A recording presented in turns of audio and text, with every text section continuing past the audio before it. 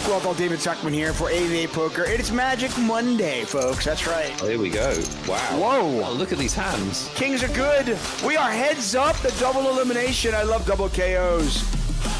Whoa. No, he calls and it's going to be over. I've got a keyword giveaway, Nick. This is for another $109 ticket. We're going to go with Madrid. Type Madrid in chat. Type it wants to win. There's a ticket. Oh, Banfield had a big one. Oh, Banfield. The Gillians. Oh, wow. What a run out.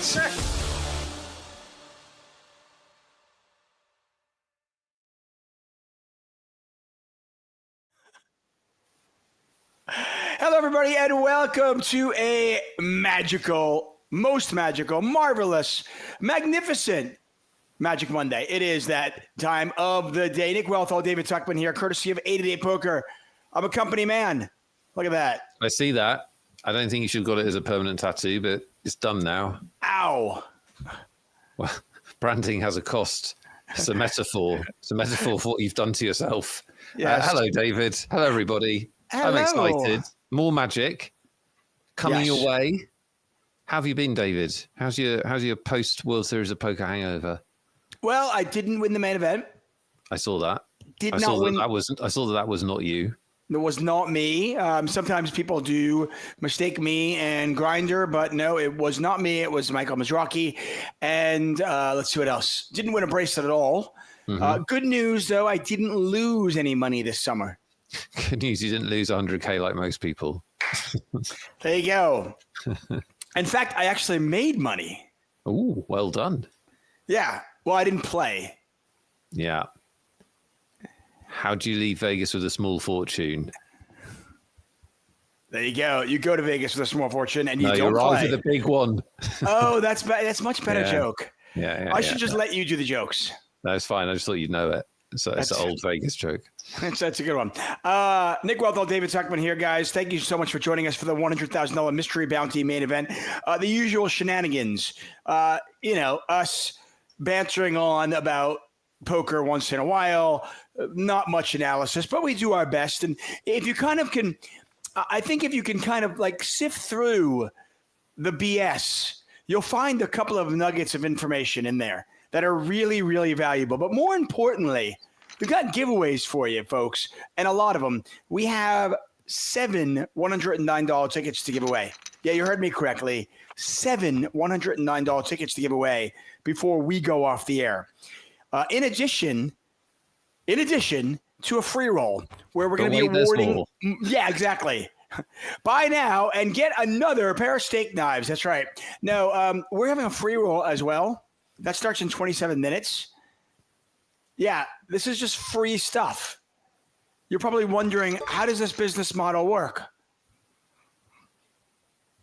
I have been for some years now, but it keeps happening. So it's a bit like Bitcoin. Shh, don't sell anybody. No one knows, but just like carry on. It's fine. Yeah, it couldn't possibly. I mean, it couldn't possibly go wrong, right? No, exactly. Just keep buying, everybody. Let me know when Bitcoin's at like $500,000. Do you have any Bitcoin, by the way? I do. See why? Here's the question: why do you own it? Right, and why do you own it?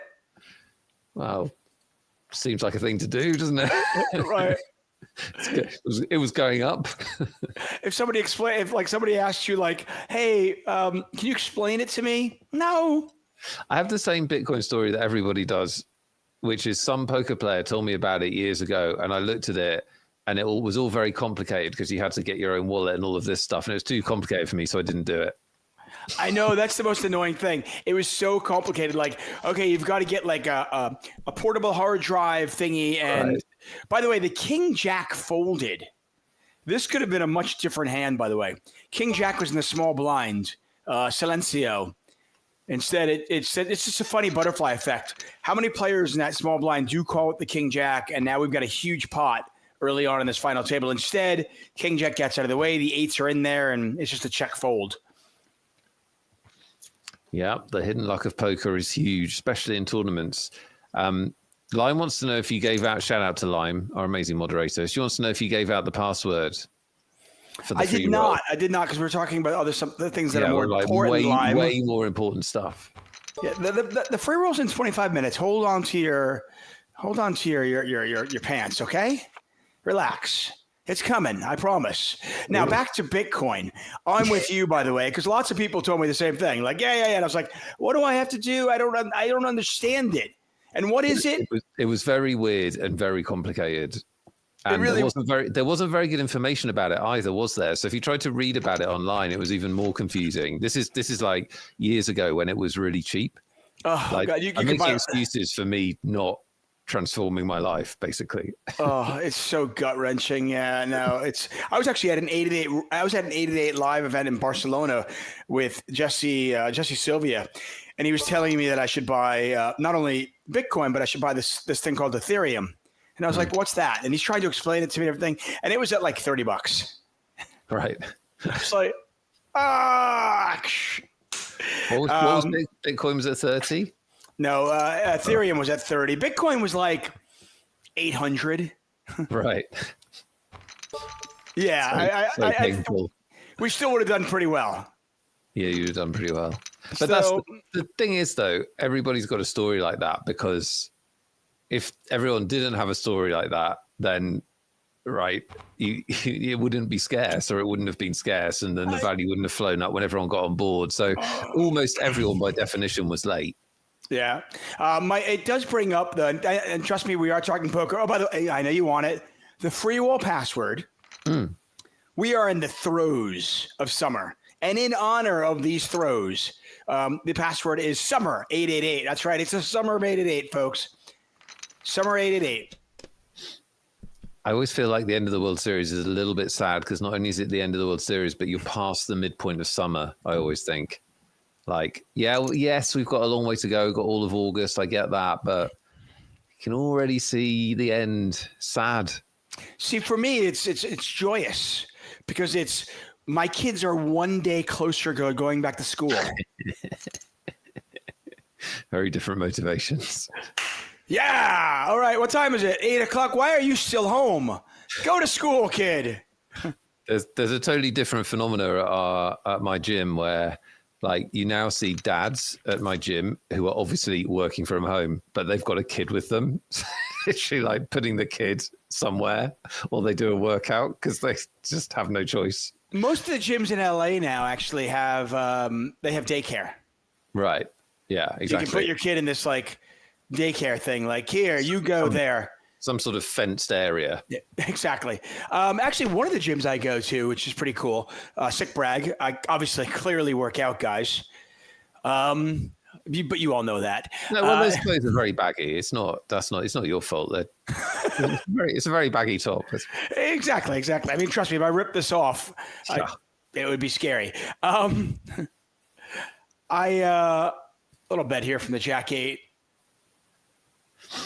I don't know what that bet is. I honestly, I couldn't tell you what that bet is. Look at this. Hello, that's how you get to be chip leader. See some weakness, eat it for breakfast.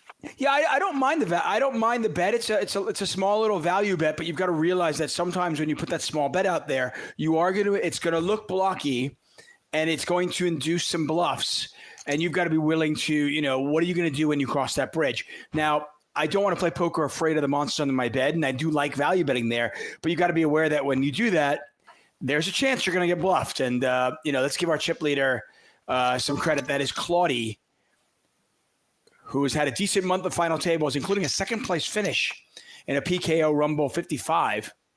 So they are looking to best that second place finish today. Shout out to Komodo Dragon Jesus, who raided us a few minutes ago. I hope you had a good stream. Thank you for the raid. Welcome. If you have not watched this before, this is Magic Monday, where we watch the final table. This one is the 100K Mystery Bounty main event. The big one from 888. My favorite Bitcoin story, though, and I will give you, I have two funny investment stories, but my favorite investment story is my Bitcoin one. My other one is Apple at the World Series of Poker, but the Bitcoin one is kind of funny because Jared Blesnick, I did a favor for Jared Blesnick many, many years ago. And he was like, Tuck, I want to thank you. He's like, can I send you some money? I'll send you some Bitcoin. I'm like, dude, I don't have Bitcoin. I don't even know what that stuff is. Just take me to dinner. right? And he's like, no, you went above and beyond. I wanna thank you. And he sent me like literally like Dr. Seuss easy directions on how to open up Bitcoin. So I did it, and he sent me at the time like interesting 3-bet there. 3-bet out the big blind with King 6 off by Silenzio. Just a note. Carry Nick, on. I'm telling a story, Nick. Yeah, no, I see that. Sorry. Anyway, he sent me what I think was about a half a Bitcoin. Uh-huh.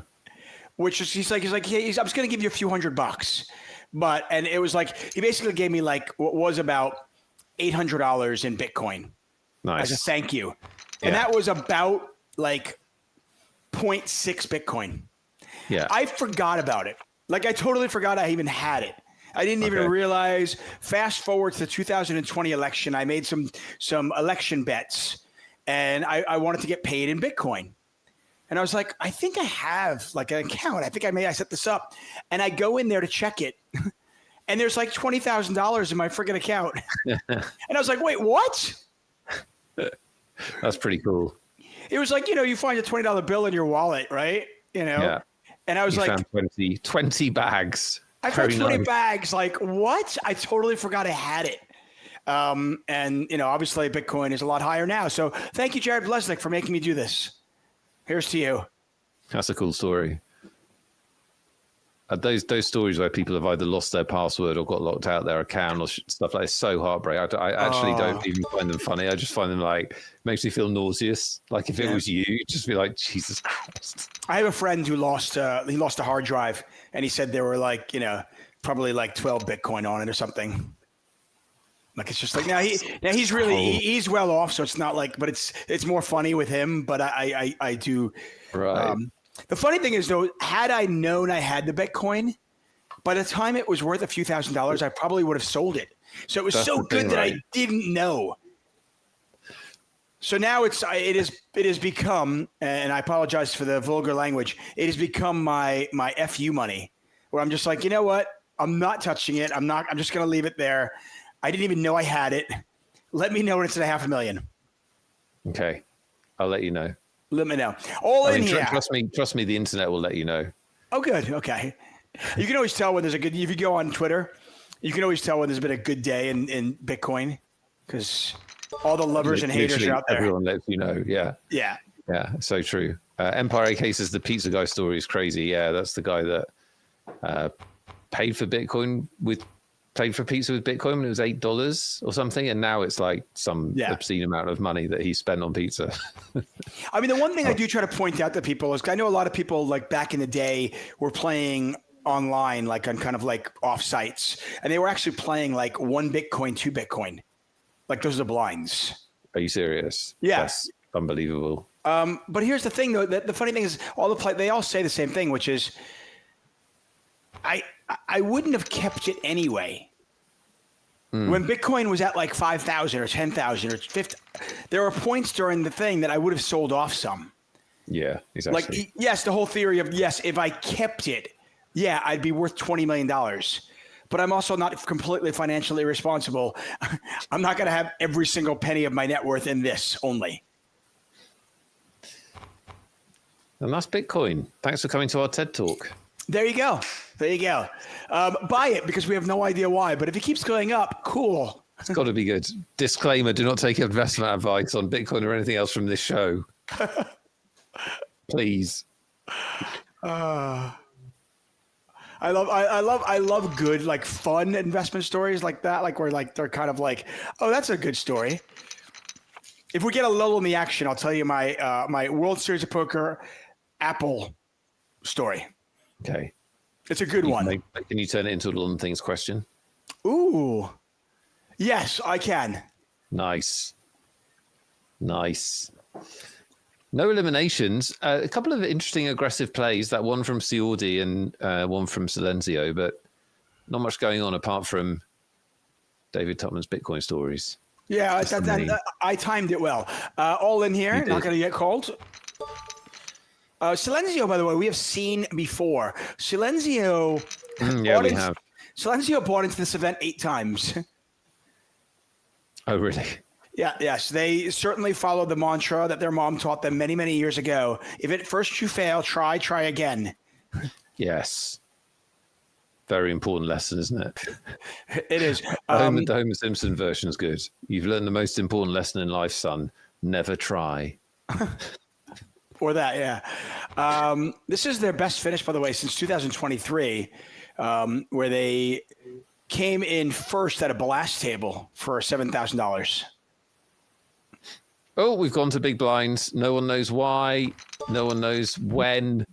But it's happened after 16 minutes. If you had 16 minutes on your coupon of the chips going to big blinds for no apparent reason, you win. There are things in life we just don't know. We don't understand. We can't know. How do you fold a fitted sheet? Impossible, right? What is Bitcoin? How does it work? Why does it go up? Who knows? Big blinds. Nobody understands these things. When I flip the switch on, why does the light go on? This is just, I don't get it. I think that one you should have just been paying attention in school. No, electricity doesn't make any sense. Okay. Oh dear. We got action here though. Look at this. I don't know though. The chip leader. I don't know if you're Silenzio, if you want to go crazy with nines. I might just call this. I don't know if I want to 3-bet this. Chip leader yeah. What do you want to happen if you 3-bet? Is the question. Not this. Uh-oh. It's a big shove, by the way. This is an enormous shove. Big shove. Well, it is. It's like I don't want to play a pot out of position with the chip leader. So here's my antidote to that. Yeah. Oh gosh. What does the Audi do? This is half their stack. Obviously, they're the chip leader, but it's a huge shove. Well, I think Claudia. I think they know it's not a bluff. So now they got to decide: like, is it ace king? Is it nines or tens or queens? And they fold. Wow. Like I said, it's quite interesting. It's quite interesting, isn't it? Because it looks really tight, but you're sort of. It's just a really weird shove. I mean, is it safe to assume that it's never aces and kings? That big a shove? No. Because some players just play scared and they just want to get aces in and just end it. Yeah. I don't know. What do you think, chat? I still think, for the record, I still think Jacks is a tight fold. But you can sort of see how he's thinking, right, it's ace king and I'm flipping. Does this person shove hands like eights and nines in this spot when I'm the chip leader? Don't know. I mean, I would not think, because I thought they would just flat with nines. Like I'm sitting here. So if I was in that Jack's position, I would really think it's like, I would be like, this is ace king like 9 out of 10 times. Yeah. And then maybe sometimes it's queens. And I'm not really loving this. I get the fold. Yeah. I understand. It's a tight fold, without no doubt. But it's I get it. Fold. It's a tight fold. Yeah, we agree. It's a tight fold, but we get it. Cuvo says Jacks is a call there. Leo Geiger says Jacks is always a fold. There is that. There you go. Says Jacks is usually a bad hand for me. You're just a person that's played Hold'em in that case. Right, you're human. So, checks out. You were real. You're not a bot. Exactly. Rhino says he has a chip lead. He probably wants to reduce spots with the most variance. I mean, I think that's true. It's a compelling idea when you have the chip lead to preserve your chip lead and just chip away. The problem is you don't want to be turning down 4-1 spots, which that actually was. Obviously, he doesn't know that, but you don't want to get into that mentality where you're turning down every big spot if it's actually massively plus EV. No, I mean, it goes back to, I remember talking to the 2004 World Series of Poker main event runner-up, David Williams, about this. And he talked about, as a chip leader, a lot of times we feel this responsibility to push around the table and be the table captain and just raise all the time. And they also said there's a lot of value in preserving your stack, preserving that chip lead. And that's the one thing that Chiodi just did there at that particular spot was they lost 2 big blinds. That was it. They lost 2 big blinds. They're still a massive chip leader, and they can still win a lot of chips very easily. And with chips, when you have chips, it's easier to pick up chips. We know that. So I don't hate it because I don't think – I mean, I watched the hand. I don't think my opponent does that with nines very often, if ever. And I would clearly be wrong. I would clearly be wrong. That's what I said before is like, are they doing it with 8s and 9s? And a lot of the time you're going to think, no, they're not, because why would they shove 8s and 9s there when they can just call? But like you said, you'd actually be wrong. Poker's a hard game, David. Hold on, let me write that down. That's good stuff. Poker is a hard game. It's amazing too, because you and I have been playing for a long time. It's a lot of fun, but it's quite hard. I mean, you'd think, like, you think after a while of doing something, you get so good at it that it's no longer that hard. Mm-hmm. Like, let's look at like Messi, for example. Like, he's really good. Messi, he's a really good footballer, right? He's really good at football, yes. Right. You just watch Wimbledon. I mean, there's some really good tennis players out there, right? Yes. You'd think that after decades of playing and coaching and commentating on poker, we would be like, oh, poker's easy now, but that's just because I've been doing it for a long time. And yet that's not the case. Unless you're the grinder. Then you just put your money in and win. It's really easy. It's like the world's easiest game. Yes, I will say when the grinder is in the zone, he makes the game look incredibly easy. By the way, shout out to the grinder because he has made poker incredibly easier going forward and more entertaining. Think about all the players who are now like, oh, I'm just going to play every hand. Yeah. This is going to be awesome. Yeah. So the person that had that effect way back in the day was Gus Hansen. Do you remember? Gus Hansen turned up, started playing every hand, wrote a book about basically playing all kinds of garbage. And the number of people you'd see imitating that way of playing was huge. Thank you, Gus. Uncle Joe. Thank you, Gus. Uncle Joe beats the flush. Yeah, a lot of outs there for Uncle Joe. Could have caught a queen or a diamond. Does hit the diamond. Yeah, I mean, Gus Hansen is a great example. Gus Hansen was the original. Like, I remember him on like the WPT with 4-6 like diamonds or something like that, calling a huge bet and like hitting. And everybody was like, that's why you play those weird hands. They never see it coming. I mean, reportedly on day one, Mizrachi, from somebody who played with Mizrachi on day one, the report that we heard was he played every single hand and left 30 minutes early for dinner because just didn't care because he wanted to eat a really nice meal. Wasn't he really short at one point in the tournament as well, down to 4 big blinds or something at one point, I think. Yeah, on like day 7. Yeah.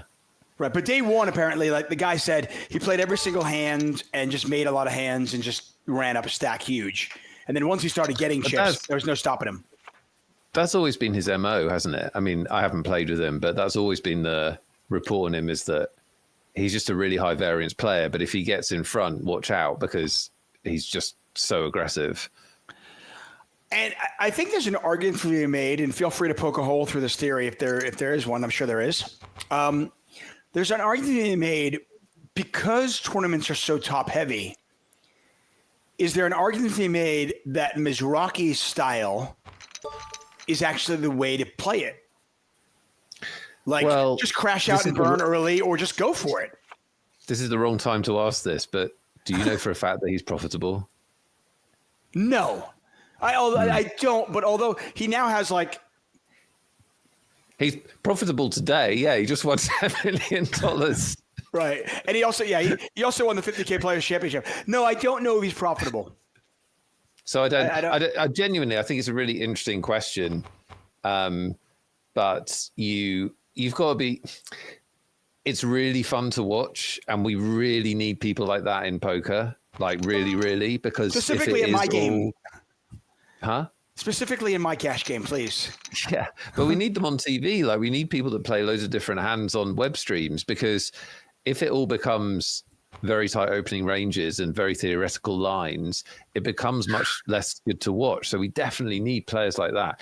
But whether it's a winning style or not, it's very hard to win with that style. Very hard because ultimately you're just making a lot of second best hands. So, grinder plays his way, but if you want to imitate it, you need like a lot of talent and experience. It's hard. We got a raise here from the chip leader, just a call with 9s this time. And, Jack 8 of clubs decides not to call. I think I probably would have called there. I certainly understand why you don't want to be the third person in the pot with a hand like Jack 8. It can be dominant. But when you're suited, I think you can see a flop. They do end up saving a blind, though. And the bet with the ace, now full house. I know a lot of players are kind of – sorry. I was going to say just keep betting here. Like it's kind of tough for your opponent to have anything either way. So you want to try and get paid when they do have something, in my opinion. But maybe – and I think that those kinds of lines are much less popular now. People much prefer to induce in these situations, I've noticed. Well, the thing is that when you bet the ace-4 flop – you don't necessarily need to have much, but when you get called and then you double barrel, you are really sending a clear message that you've got a pretty strong hand. And you do get a lot of things to fold. That is true. So I can understand. I think there's an argument made on both sides here. This is a strange line, though. I think they check called the turn and then led the river. Yeah, let's call it creative. I'm not here to say it's bad. No idea. I think it was one of those, like, they check called and they're like, well, I can't check again because they might check back. They might, or just fold either way. Hey, look, getting paid is a skill, and it's definitely very contextual. Hi to some of you, chat. Good to see so many of you tonight because it is a nice summer's evening, so we appreciate you being here. Hi, Moss Shark. Hi, Dire Restraints. Hi, Rhino. Talked to you earlier. Hi, Leo. Hi, Runguda. Antibala, what is up? Nice to see you all. Here it is. The Nick David, Welthal do you want shout-out. to give the people some tickets? Yes, I do. Like big tickets? That's all we do at 888, okay? We don't do small tickets. We only do the big, giant, you want a golf tournament and they give you the big, giant check. Yeah. That kind of ticket. That's what I want, yes. I would love one day to get Aces 8 to the point where they're giving those big, giant checks. That would be amazing. Yeah. I just watched Happy Gilmore with my kids, by the way, and they both loved it. And the scene where he comes in 83rd place and he wants the big giant check too. Big giant checks are amazing and should never go out of style. The fact that checks don't exist really very much anymore should not mean we get rid of big giant comedy checks. I'm going to come out and say it right now. I would take 5% less on my salary if I get paid in big giant checks. I actually believe you would. I would, just so I could walk into the bank with the big giant check. Molly at home go, fuck. I know, right? Sorry, babe. I actually wanted that money. Yeah. Same hand here on our final table. Yeah, and they're going to chop it up. People are asking about your cap, David.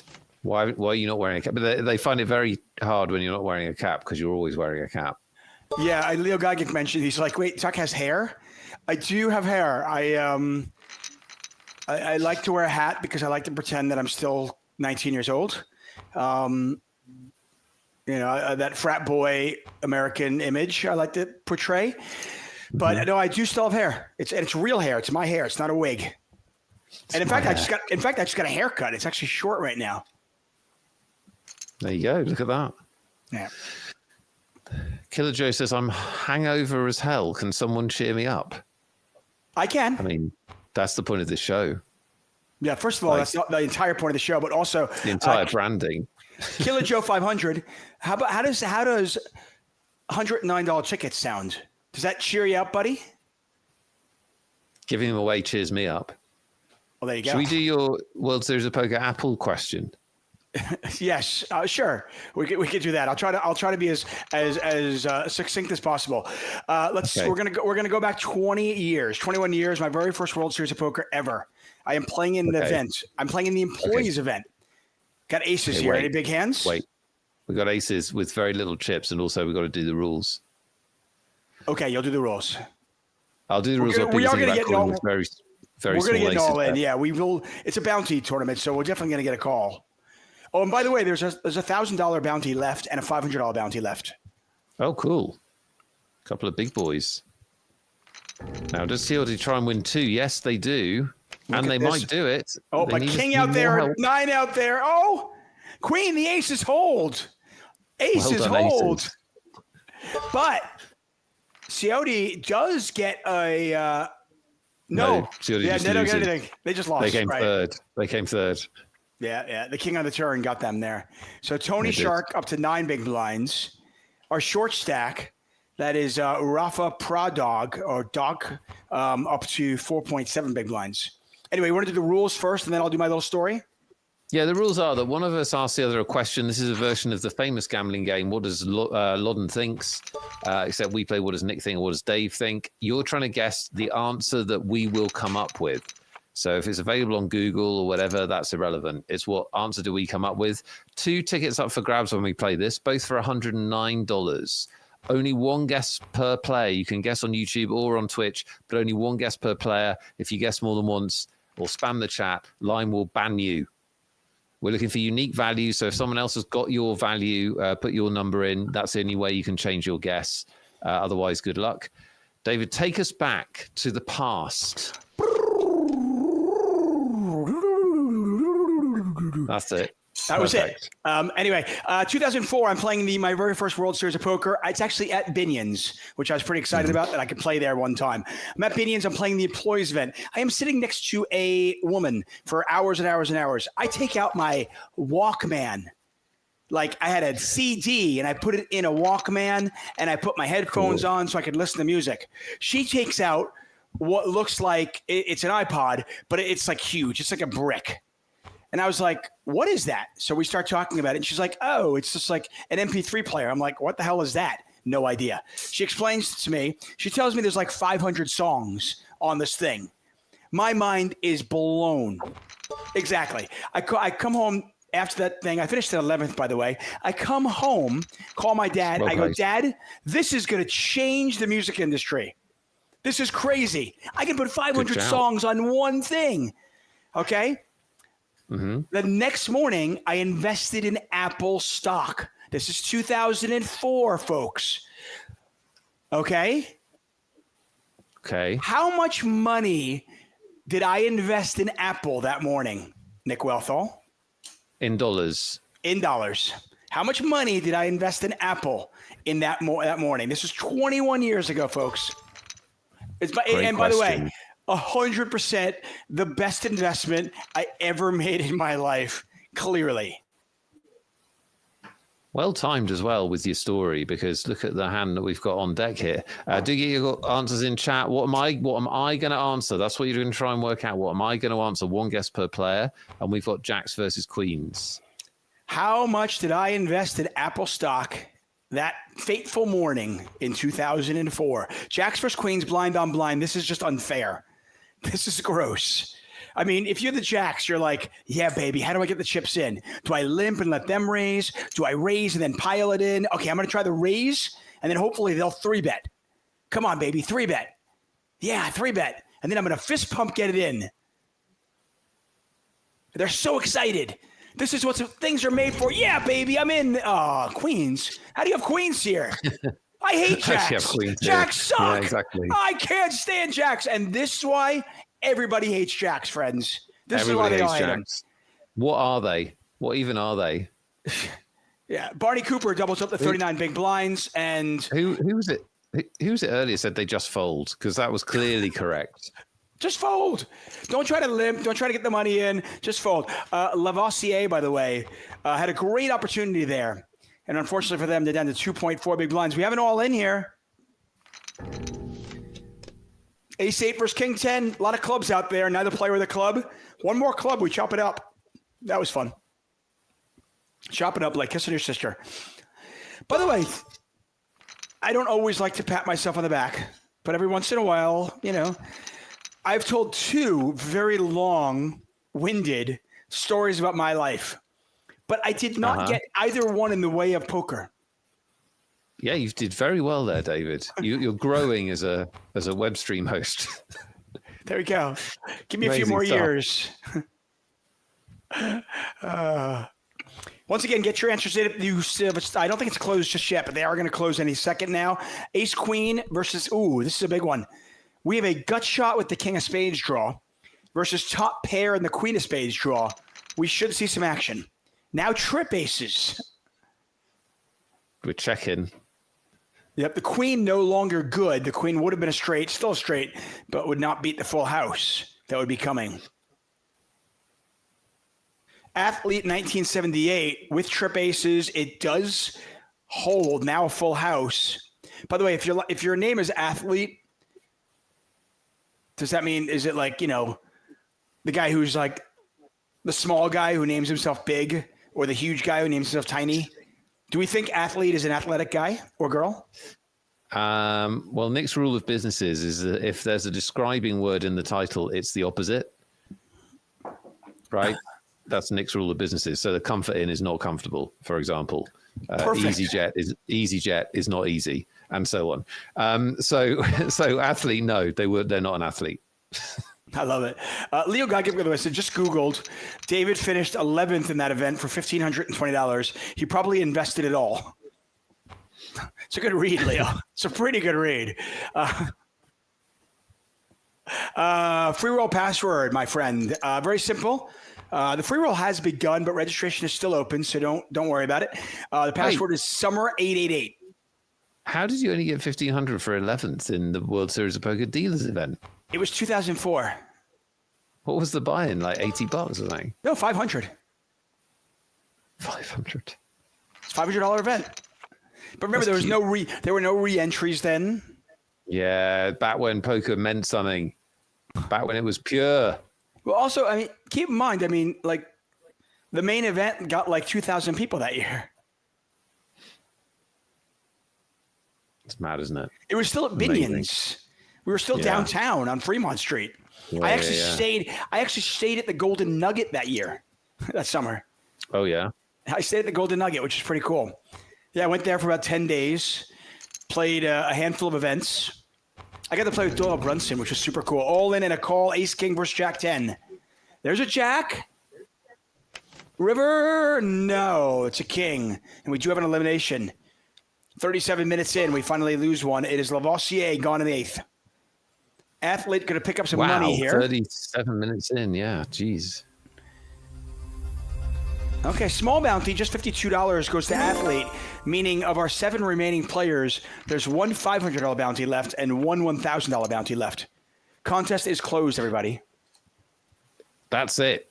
It's closed. It's closed. So let me tell you, now that it's closed, that I was thinking exactly the same way Leo thought, except I got the size of your prize money wrong. Well, in fairness, he Googled it. You just guessed. You said right, 11th, I didn't Google it. Exactly. 11th, okay. That's what I did. That's what I thought you did. That's what I thought you woke up and you thought, you know what? Yesterday I didn't have this money. YOLO. And you invested it. But we'll see. We'll wait for winners. Let's wait until we've got winners. That's a good shout. It is pretty depressing that I finished at 11th and only won $1,500. Like, wait, what? $1,500. It's just terrible. Like, it's really hard to finish 11th in a World Series of Poker tournament. Like nowadays, really if I finished at 11th, I would make 15,000. You would. All in here. This is going to get called again with the big bounties in there. And if I'm Silencio, I am raising this. They decide not to. Yeah, that's a good point because Uncle Joe is obviously going to call with any two because of the bounty. So, yeah, I agree with you.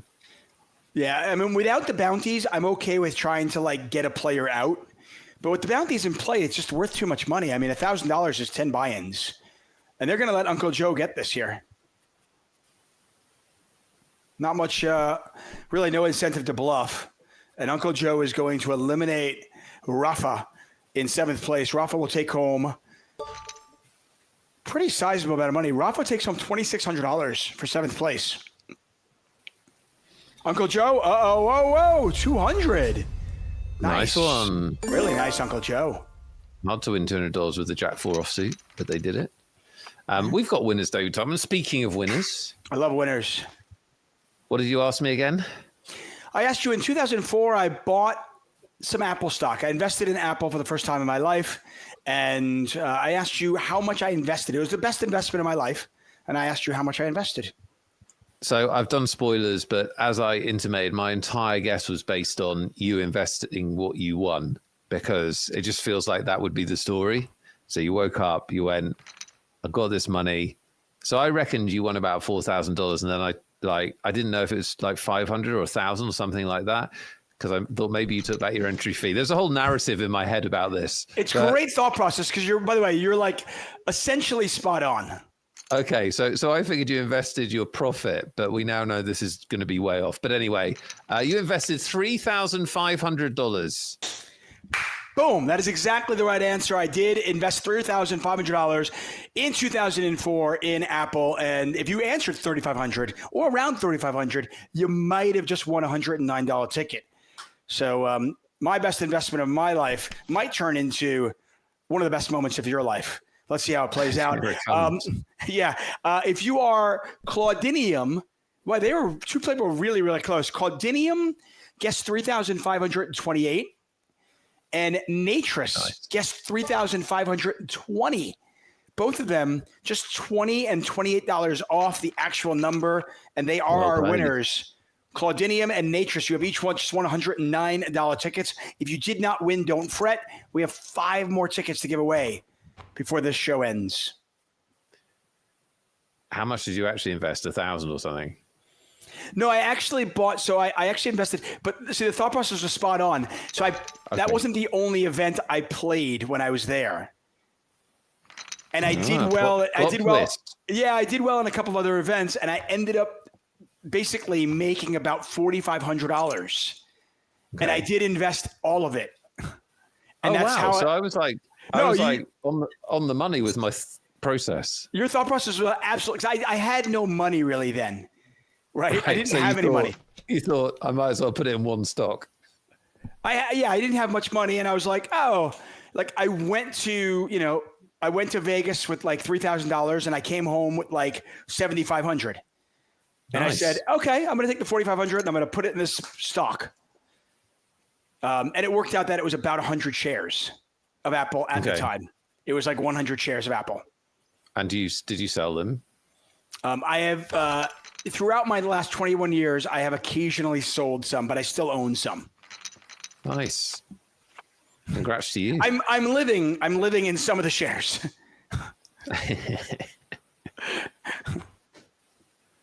Nice. Yes, it's the proof, by the way, of that. It is better to be lucky than good. Well, totally, but also a good read, because like that was an amazing era to live through, where suddenly you could get thousands of songs on a device that fit in your pocket, after all of us had carried around tapes and CDs for our whole life up to that point, right? I thought the most amazing. Yeah, I mean, as a poker player, we were kind of in the middle of it, because there was that where I would literally go to the casino with a backpack filled with like 8 CDs or 10 CDs. Yeah, to get you through the session. Yeah, exactly. And then I remember before that, we would make tapes, and I thought it was right around the era where you could actually like create your own kind of like favorite list. Did you ever record it? Did you ever make a tape or a CD for a girl? Of course, yeah. I mean, obviously, I literally literally did you make still a have tape some. or a CD for a girl, chat, or a boy, or anything. Yeah. One of the most romantic things you can do. I still have some of the tapes that girls made me. Oh, yeah? I have no way to play them. You listen to them while you're sleeping in the spare room. Yeah, exactly. I have no idea. I don't know how to play them anymore, but I keep them just as kind of like, why not? But yeah, no, it was it was a really amazing era, because it was kind of one of those crazy things where like, wait, I can put all of this music on like something this small. You're like, that's so cool. So it just seemed really obvious to me. I mean, it remains incredibly cool. And now it's evolved to the point where you can play any song from any point in creation at any time, about 3 button clicks away. I mean, that's just unbelievable. I am curious, by the way, chatters out there, everybody in there. I see Lime Ricky, Gedemonis, Pauls. Those of you who have significant others, or this could be your own individual thing, how many of you still have CDs? Because I recently had a conversation with my wife about this. We have crates and crates. Yeah, she actually owns a CD, like a CD. Anyway, my wife has dozens and dozens and dozens of CDs that are in these cartons. And I've looked at her and I said, can we throw these away? And she was like, no, that's my music. And I was like, cool. What song do you want to hear that's on this that I can't just go, Alexa, play me? Right? Hey, look, people in chat, there's more Mollys than there are Davids, judging by chat. I know, because we're all pack rats. Look at everyone owns CDs. All the chat owns CDs.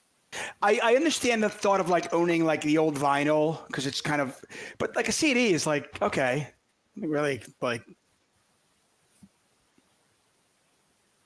Anyway, I had this conversation. My wife was like, no, you cannot. And I was like, fine. So they're still in a box. They're in a couple of cartons. We don't even have a CD player anymore. Right. Does anybody? I wouldn't even know how to, like, what do I do with them? Right. I know. So I have like a few DVDs and a few Blu-rays still, but that's partly because I just have my favorite movies, because the movies disappearing is a problem now in the modern age. Like if you encountered this, like you want to watch a movie, you don't own it anymore like you used to in the past, but it's not on any streaming service. So then you're literally, I think some movies are just completely decatalogued. Like it's hard to find them at all. And then others, you just have to buy them again in digital format. Like, so I have kept a few of my, but I do occasionally, although it's getting rarer and rarer that I actually use one. I was going to say, I mean, do you still have like a Blu-ray player? I got a PS5 with a drive on it. So, okay. But yeah, it's not getting much use. I was going to say, when was the last time you used it? Basically over, isn't it? Valeric, this is, you know what? By the way, I love our community here. They know us so well. Valeric just says, Alexa started communicating with you again, Dave? No, she hates me. That's why I can literally say her name and don't worry about it. Alexa hates David. True story. I know most people, if you say it, you're like, oh no, now she's talking to you. She doesn't communicate with me. I literally have to ask my kid to ask Alexa something if I want something. No, there are some movies where you're like, I want to see this movie, and you're like, where is it? And you just can't find it anywhere.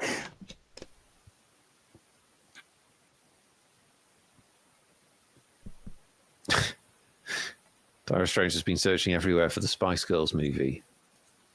I have it. I'll send it. Just send me your address. I'll get that copy to you right away. Dave bought multiple copies just to make sure. I've got it.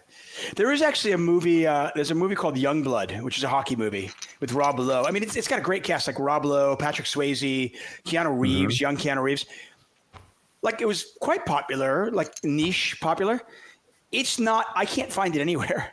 See, that's what I'm talking about. Like, and it's really, but it's not even like it's not to me. It's not that obscure a movie.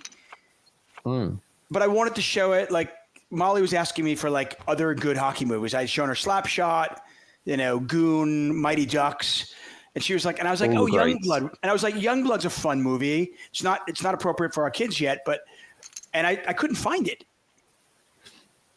What's the Pixar one where it's inside the girl's head? That's a hockey movie.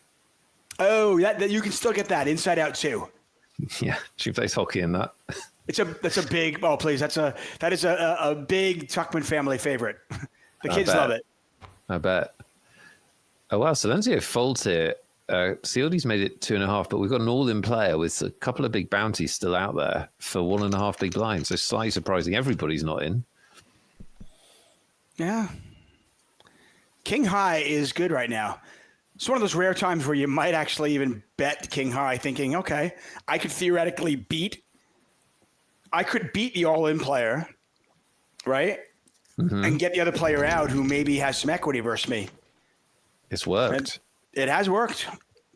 Turns out they hit the king anyway, so they're going to win this 6 big blind pot. And more importantly, they're going to knock out a player and get a bounty. How much will it be? Tony Shark gone in 6th place. And Claudie's going to pick up $52.45. Not what they dreamed. No. Shout out to Tony Shark, who I think was on one of our streams recently, in one of these Sunday rooms. Yeah, they finished. Just looking at the notes, they finished 3rd at one point. But anyway, 3rd's good. Well done to them. Third is 6 very good. today. So we are down to 5. We are. We still have 5 $109 tickets. Registration for the free roll still open, everybody. Password for that, Summer888. Get in on the action. Cole009 claims to be able to help out Dire Straits and you, David, because they've got over 2,000 DVDs. Is this true, Cole? Over 2,000 DVDs, including Spice Girls and Youngblood, David. Cole, okay, so Cole, what I need you to do, though, is can you get the DVD into digital form? Because I don't have a DVD player anymore. Why can't you buy a DVD for about $15 or something? They sell them? I don't know. Probably, right? I don't know. Okay. They sell old things. You can buy old things. I'm sure, yeah. So I could probably buy a DVD player and... Yeah, like a bicycle or something like that. You can buy old stuff. If I bought a DVD player just to show my wife what Youngblood... That would be cool. She would think I'm even stupider than I am. No, that would be kind of cool. Can you imagine the build-up? She'd be like, this movie better be good. All this for this.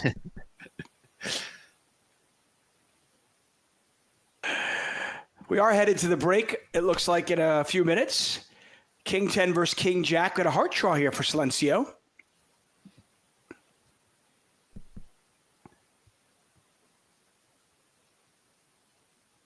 Yeah, definitely. You could double barrel there, or you could just hit it on the river. That's also cool. Also hit the best card you could possibly hit where you get it and your opponent now thinks they've got to pay you off.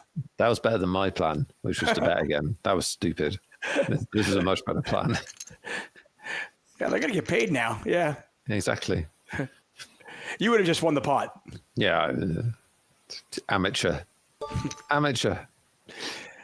Silencio, by the way, has now taken the chip lead. No short stacks here. Yeah, that's what I was going to say. Look how tight this is. We could be here a while because they've got plenty of play, and they've also got chip stacks that can all hurt each other. So pretty hard to see a lot of these players committing without big hands. Barney Cooper with the worst hand in poker. Guaranteed loser. Everyone knows it. And the only way to play it, it's like war games. The only way to win is not to play. Not to play. Now, war games, that was excellent. When I was like 7 years old or something, whatever, I don't know. You know what? Is that still available? Because I was just recently thinking of movies, like during the summer. I feel like that's one of those movies that if you went back and watched it, would probably be disappointing.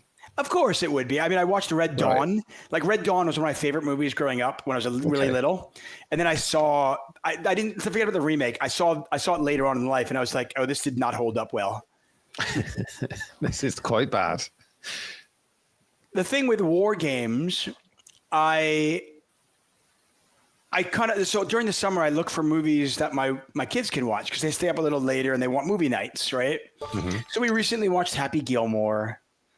Fun movies like that, right?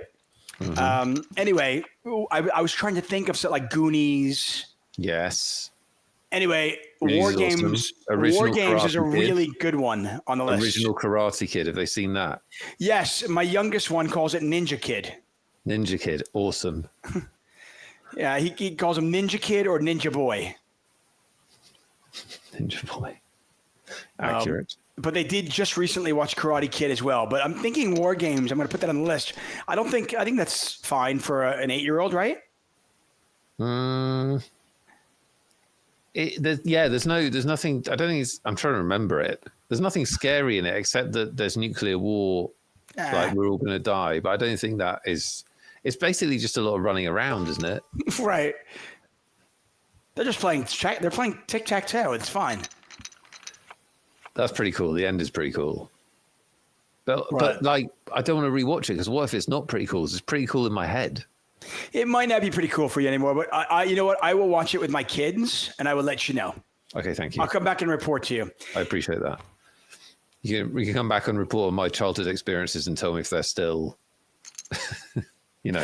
I do love, one of my favorite things about that movie is the way that, first of all, the computers are going to look terrible, right? But we thought computers were so cool when Matthew Broderick could do it all. But the dumbest thing was when he's trying to hack into like the government's defense system, right? And he's like, I just can't get through. And then he just figures out, he goes, oh, it's the kid. It's the guy's son's name. Like, Yeah, it's that easy. Door. It was the programmer's back door, David. Imagine it being that easy. That's the whole plot. Is that the fact that they kept it in there. See, how do you get 3-bet here? This is a nice creative 3-bet from Silencio. It's clearly got a bit of game about them. Yeah, like I said, we've seen Silencio before. This is not their first time here, and it's been really impressive.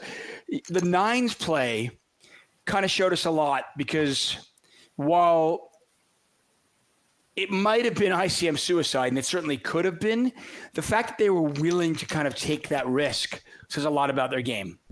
Yeah, it does. Absolutely. Bit of a gin flop for athlete here. Yet they're behind. Yeah. Poker. They got a pair and a straight flush draw. They do. And they're just going to win it with the raise. What's up, everybody? We're going to go on a break. When we come back, 5-handed play, more giveaways for you, and we'll talk free roll. Back in 5.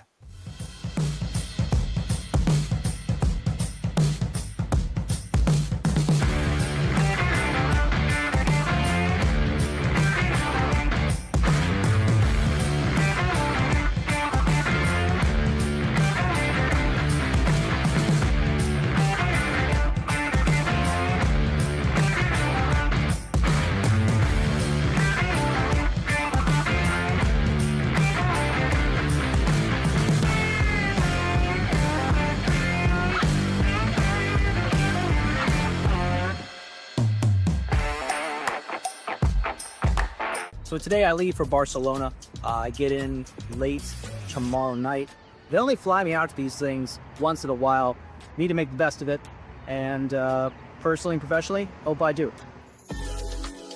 When I was told I was coming to Barcelona, I was pretty excited because I was here last year. It was actually the last time I was with the whole team. It's always a packed schedule when you're here, in addition to trying to eat at all the restaurants you want to go to and actually see the beach and enjoy the weather and such. The first event I played when I got here was the high roller. It was actually on the day I arrived. Poker-wise, it went pretty poorly. I don't think I won a pot for the first 2 hours, but it got much better from there. Went to a much more fun table with other 8-8 poker ambassadors. Unfortunately, I did bubble. I got in pocket jacks against pocket eights pretty much on the last hand of the day. Third 8 in the window, but it's an 8-8 poker tournament. What more can I expect? On my way to Casino Barcelona, day 2 of the 8-8 Poker Live trip. A lot of players have a pregame ritual at home when they play or live. For me, it's mostly drink coffee, make sure I'm awake, and just get into it.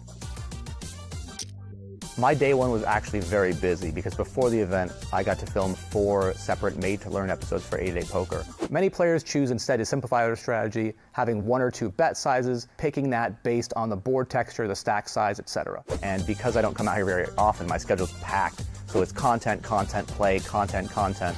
And I do think, though, filming all that content prepared me a bit for the game. I ended day 1 with one of the biggest stacks, but for almost the entirety of the day, I actually had a pretty short stack. I feel like I lost every pot, and almost every other pot was to Vivi, who was on my right. So that wasn't very fun, because when you lose a pot to Vivi, you lose the actual chips, and then she makes a little comment each time. You know, just joking, as she rakes in the chips. But we got to play on the feature table too, and ended up chipping up to about, I don't know, 180K. 170K at the last break of the night. Really tough table, really fun table so far. And 2 levels left to make day 2. So good luck us, and hopefully I'll find the right place to look in the camera. We moved to another table, and it just like skyrocketed from there. I went from 50 to 80 to 180 to 350 pretty quickly, and ended the day with about 350,000 chips, one of the top 10 or so stacks. My day off from the main was still pretty busy. We had the Ambassador Sit and Go, which I was really excited about. Played it now 3 times, I believe. I did have a really fun time hanging out with the other influencers, talking trash with Leo at the table, because he and I don't really talk much online at the table, we just battle. But to do it in person was a lot more fun, especially because normally online, Leo gets the best of me, and this time I got him in pretty much every single hand. How do you think I played? I think you played good. You get lucky against me. Okay. Like always, but like always, you yeah. play very solid. That might be one of the highlights of this trip for me. Gonna find a coffee, get myself prepped for the MVP free roll, and then ready for day 2 of the Barcelona main event. At 350K, it looks like a decent table of people who have around 350 or less, and hope to push them around, even hope more that they fold, and we make it in the money. So when I returned for day 2, I took a look at my table, and my thought was that I might be a chip leader. I can sort of put pressure on them because nobody wants to go home empty-handed. After the table breaks, I had around 600K. My next table was tough. Ian Simpson was there. A couple other really good players were there as well. I lost a small pot, another small pot, a medium pot, and then just a massive pot, and I was down to pretty much what I started the day with. After losing all those pots, we got moved to the feature table. It's a nice little pot for Aaron. He needed this one. He's up to over 300,000. We were also close to the bubble, so I knew it was time to tighten up a little bit given my stack size and their aggression levels. And I also knew I had a made to learn that I had made earlier in the week about how to play the bubble. And so I knew that I can't screw this up. So we're in the money. We're in the money. Well done, players. Congratulations to our money bubbleists. Bubble just burst. We are in the money of the Barcelona main event. Time to update that Hendon mob. Let's go. Once we made the money, I didn't last that long. I opened ace-4 suited in the cutoff, button calls, who's a loose-ish player on the same stack size. End up seeing a flop that's very good for me, 7-5-3 with 2 hearts. I've got the flush draw, the overcard, the straight draw, the other straight draw. Pretty much have the world. Oh my God, what a terrible run out for Aaron. That's just awful. That's really bad. He had everything. I ended up playing it a little bit differently on later streets than other people would, but I firmly believed at that time that that would give me the most equity. There just aren't a lot of value shots. He's making the call. He calls. Aaron's going to be out. Yep. But I'm assuming the sizing of the bet on the river made him think that this was a bluff. Welcome back. We are here for Magic Monday. Nick Wealthall, David Tuckton calling the action for 888 Poker. Lots of giveaways left. We still have 5 $109 tickets to give away. And free roll registration still open. The tournament's been going on for 32 minutes, which is good news because if you have not registered yet, you will beat all the people who have already been eliminated. Probably 300 or 400 people. You'll be better at poker than 300 or 400 people. Right, and if you last longer than them in a free roll, that's exactly what it means. You are better than them at poker. That's correct. Yeah. Password is summer888, no spaces. Summer888. Registration is closing very shortly though, so get in there now. The summer of 888. Right. That's a really unlikely flop given those 2 hands. Oh my gosh, yeah. I mean, look at this. Like you're like, wow, what a flop, until you look over and you go, oh, yeah, that's not so good. Both players flop a straight. No, not quite. It's all the same. Yeah. Wow. It's just kind of Uncle Joe is in baddish shape. Although if both players miss, maybe they can just bluff and win it. They can win it with a 3 or an 8 that's not a diamond. Mm-hmm. They can also win it with a 9 that's not a 9. A 9. Or they can just bluff. 7, no good. I love the fact that both players missed. Now it becomes far more interesting to me. Yeah, well, and also the pot's pretty big. 19 big blinds in the middle here. I mean, 2 players who flop monsters, and now it's a question of who wants to bluff at one more street. Oh, and it's Ciotti who's just going to keep telling the story. They've got a king. Or some sort of 2-pair type hand. Uncle Joe is just like thinking, how did I miss all this? A little bit of a hand funeral. They do fold, and Ciotti back up to 51 big blinds. Uncle Joe back to 23 big blinds.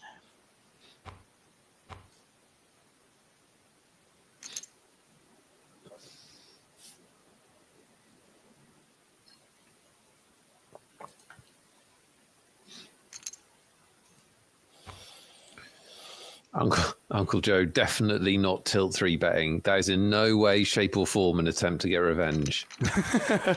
No. That is a purely objective decision to 3 bet on this hand. Oh gosh, and now the pots, what do they do? Ciotti with pocket 4s. I mean, this is not necessarily an awful flop for your hand. Not a great turn card, but still ahead with the 4s. Bomb away. Let the tilt rule you. Give in to the dark side. You must follow your feelings, Joe. I mean, Luke. I mean, Joe. Yes, let's go. It's going to work. Is it? It's going to work. Is it? Yeah, I believe. Yeah, it works. Look at let's that. go. That's Tilt right. pot. The power of the dark side. The power of the dark side. Amazing. It's a great analogy. It's a great analogy, by the way.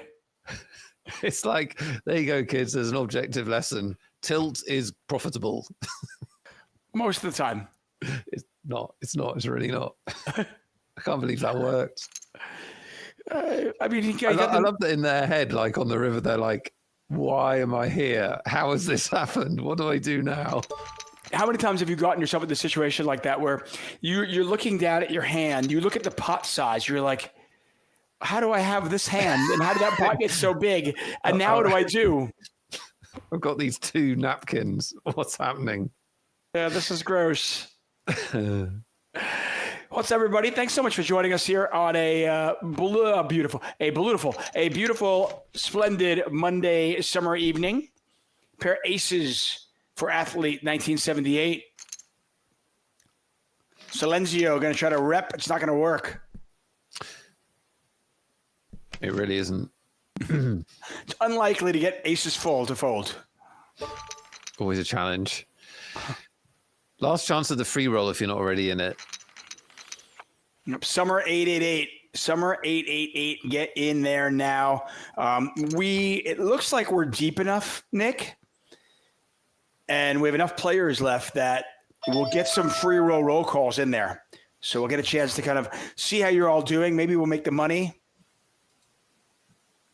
Yeah, we got a little bit longer final table, so hopefully we'll see some deep runs. Our chat usually crushes the free roll. It's quite impressive. Yeah. Yeah, there's been tests out there, completely objective, not biased at all.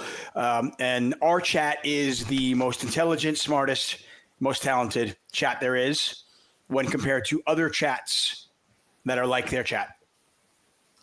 Ours is 30% more intelligent, not the host, the chat.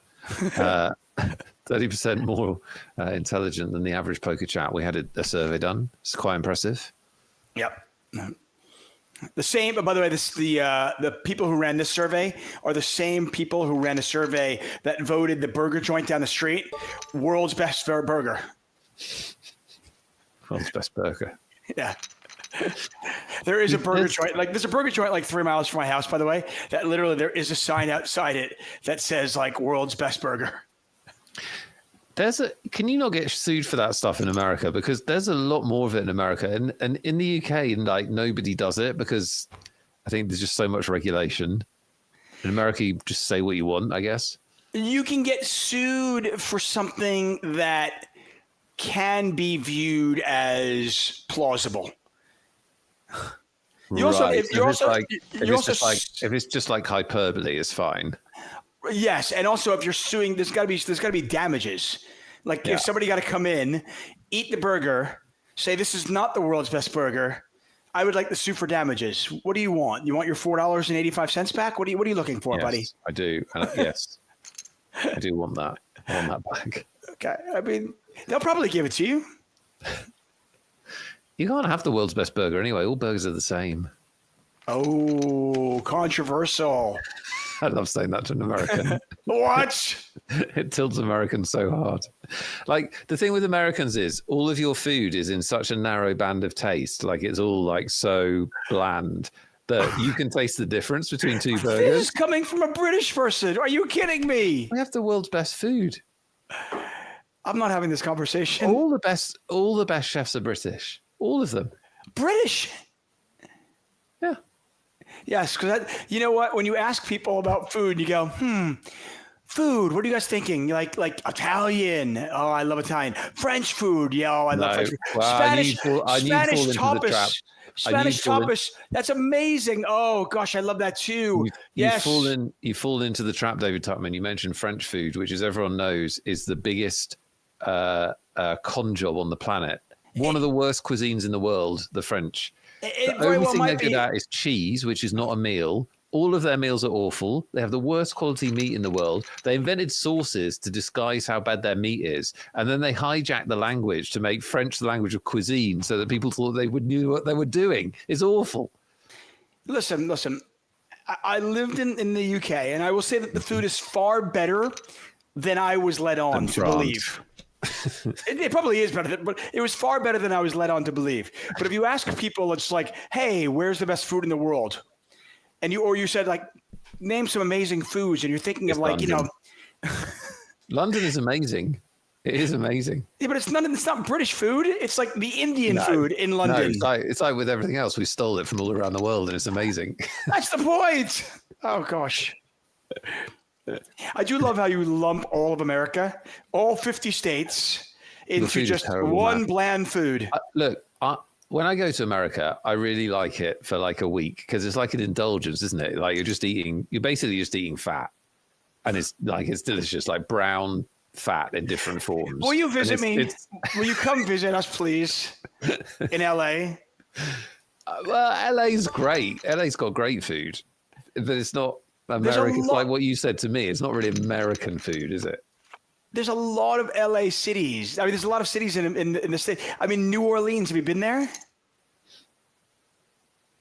I've not been to New Orleans. Oh, the food in New Orleans is just like. Isn't it just brown fatty food but with spice? No. As we said just moments ago, we have the most intelligent, witty, ambitious chat there is. I cannot say the same for the commentators. But thank you for sticking with us, guys. I feel like as advertised, we've had some poker and then lots of other stuff going on. Yeah. Sure. As advertised. That's why the kids are here. That and they get to win tickets. I'm genuinely. All of you wonderful people, are you here for the free rolls, the tickets? Do you enjoy the stories that Nick and I give you, or are you here for the poker, or are you here for all of it? Maybe you're here for Lime. That Deprived King makes an amazing point. You do not go to America for a salad. Very true. You don't go anywhere for a salad. It's the brown fatty food. I want to know somebody who goes on a vacation and goes, God, I really want to go. I can't wait to go to the Seychelles. Why? Oh, they have a great salad. Who goes on vacation anywhere for a salad? Some people do. Some people go to health and wellness retreats. Oh, gosh. I mean, I have no idea what kind of thing goes on there, but apparently it's a thing. Yeah. I will never be at a health and wellness retreat. Getting back to the poker, look at these stacks. This is pretty unusual for a final table. Make a 5 deal. Players. They're all within 8 big blinds. Where's the deal? Where's the deal? Good point. That's you saying that. They could chop this up. Think about it, folks. Look at this. There is just so people know, 13, 19, 22. There's about $23,000 plus the bounty still on the table. They can each go home with $4,000, $5,000 pretty much. Call it a day. Pretty good deal. No variance there. There you go. Pretty good deal. Cheers. Now, do we think that there are those 2 big bounties? That's our intelligence, isn't it? So that is going to make a deal less likely because everyone wants the bounties. You can still play for them, obviously, but I think it's a disincentive to the deal. Yeah, well, and people always think more of themselves than they probably should. Everybody kind of overrates. They're like, well, I think I have an edge. Well, that's the biggest disincentive to any poker deal, of course. Like, it is always fun because people always ask me, like, oh, Dave, if you ever got in a situation where you were like, heads up or 3-handed, would you make a deal? And I said, well, it depends on what the deal was. It depends how many chips I had, how many chips my opponent has, what the blinds are. But, the biggest thing is, what do I think of my opponent? And what do I think of my ability compared to my opponent? If I think I'm way better than my opponent, I'm probably not going to make a deal unless it's really favorable. I actually think one of the biggest things, like, because very often there isn't going to be a big skill gap. I mean, sometimes there will be, but very often there won't be. Yeah, no, especially with you. Well, players of a similar level will enter a certain buy-in, won't they? A lot of the time. So the bulk of the field is going to be similar standard. And so actually one of the biggest things that can drive whether you should make a deal or not is how much does it mean to the other person or the other people still in it? Are they actually going to play? Are they actually going to be the kind of players that if you put them under pressure, the money means a lot to them and they're going to play too conservatively, or they, you know, you're just going to be able to run over them? That's a massive differentiator rather than just skill. It's one of the reasons why, like, the more final tables that I've commentated in my life, the more I've realized, like, if I'm four-handed and I have a ton of chips, I have to really be offered a great deal to make a deal, because my attitude is, like, especially if the other three players are all kind of focusing on what the pay jumps are between fourth and third and fourth and second, well, then I can, you know, I can abuse that. I can use that knowledge and take advantage of it. If I'm ever at a final table with any of you and I offer you a deal that is the ultimate compliment, I think you're a good player then. For me, it's probably because I'm sleepy. That Nick's just like, what time is it already? Long tournaments, aren't they, guys? Should we choppy? It's great. It'd be like, it's like 8 o'clock at night. I'm tired. Come on. I got like movies on DVD to go home and watch. What do I want to sit here with you people for? That was a callback to earlier in the show. That's why that was funny. Should we give away a ticket, David Tuckman? We can do that. Yes. I was going to say, actually, knowing what your opponent's motivations are is so important in poker. It's not just in terms of like making money in this particular spot, but also cash games, whatever it might be. I can't tell you how many times I've seen a player like down 2 buy-ins early on in the session of a cash game. And then it's like, I know they're leaving and they just broke even. Yeah. Like that so person, much. I can raise them. Like, they're not getting involved. Right. They want to. They finally got even. Their night's ending. They've already racked up their chips. I can do whatever I want to them. So understanding how your opponent's motivation is so huge. This is one of the main counter arguments to, people will tell you if you're down in a cash game, you should keep playing if you've got an edge. But one of the reasons to not keep playing is that if you're losing, this is particularly true live, there's something both conscious and subconscious that people know you're losing and they just play more aggressively against you. It's very, they almost sort of play better against you because you're losing. So stuff like that is real. I have a legit funny quick story where I was playing stud 8 or better. So stud games, 2 cards down, 1 card up, then the next cards are up, and then so forth. Anyway, so I'm playing stud and I have an ace up. That's my 3rd card, right? That's my door card. So everybody can see that I have the ace. On 4th Street, I get another ace. The hand should be just over, everybody. Like, nobody keeps playing. I'm running really bad that day. The gentleman across from me, who's had a few drinks, goes, you've been really unlucky today, Tuckman. I'm going to call. He proceeds to beat me. Yeah, of course he does. He proceeds to beat me. Right. But it was just like that attitude of like, oh yeah, you're running unlucky. You've been unlucky today. I'm gonna attack you. It is very much like sharks to blood. Yeah, it is. So watch out for that phenomena. Look at this bluff from Silencio. Easily the most aggressive player at this table, I think. I love this guy's game. Or girl's game. I don't know. It's amazing that this is their first final table. What? Oh, wow. They get called Uncle Joe is not a believer. Wow. What a call. And as we were saying, that is just a terrible play from Silencio. What were they thinking? just a real punt. That's the hand of the day. Great call from Uncle Joe, or as chat have called him, Uncle Let's Fucking Go Joe. What is it? What did you call him, chat? Anyway. We might get cool. Some action here. Silencio, by the way, listen, we were obviously joking and being results oriented. That's a heck of a bluff that works 95% of the time. Absolutely.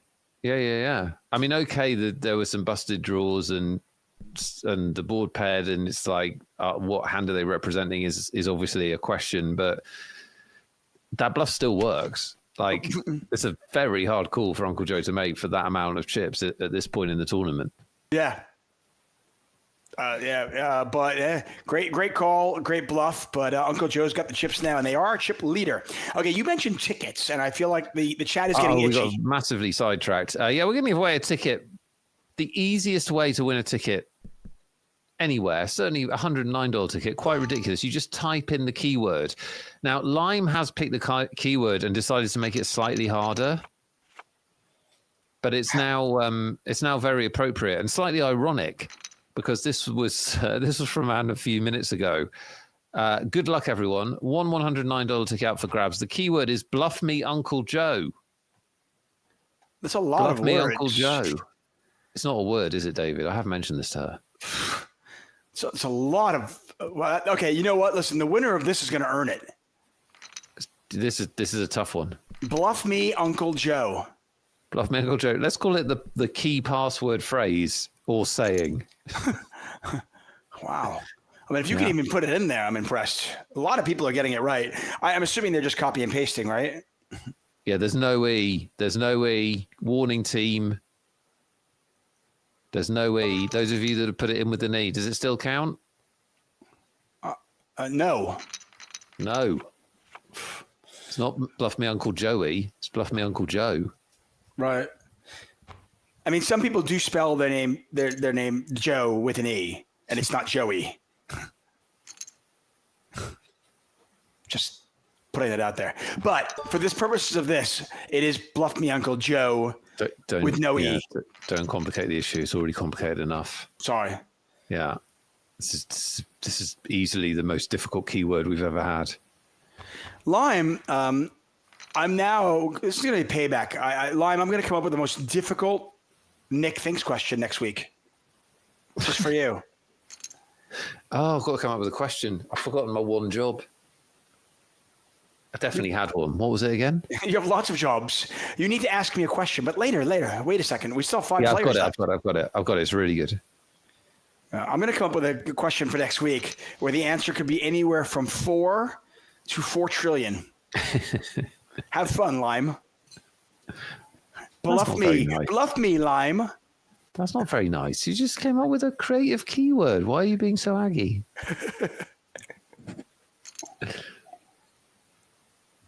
Interesting flop here for Chiodi, who came into our final table as our chip leader. Open-ended here with the backdoor diamond draw. Really not much value in raising this. I like just calling. They do call. I might lead here, though. They're going to have some 10s in their range. They're going to have some 9s in their range. You can put some pressure on some hands here if you start to bluff now. And they do. I like this play a lot. Uncle Joe makes the call. I think you've got to go all in here. You don't like it, but I think you have to do it. You're representing a 10. Oh, Chiodi does check back. I'm not sure. They might not have been deep enough. It is also a little bit harder to shove the river after you've seen Uncle Joe call with ace high. Right. That requires a little bit more. Chutzpah. Can you see them? They're like about to press the button of all in, and they go, "Wait, what am I doing?" Yeah. This guy calls with anything. No. This guy's a psycho. No, thank you. I like to say Uncle Joe's just a really good player. That is my compliment. Psycho is a compliment. If you're a psycho at the poker table, that's good.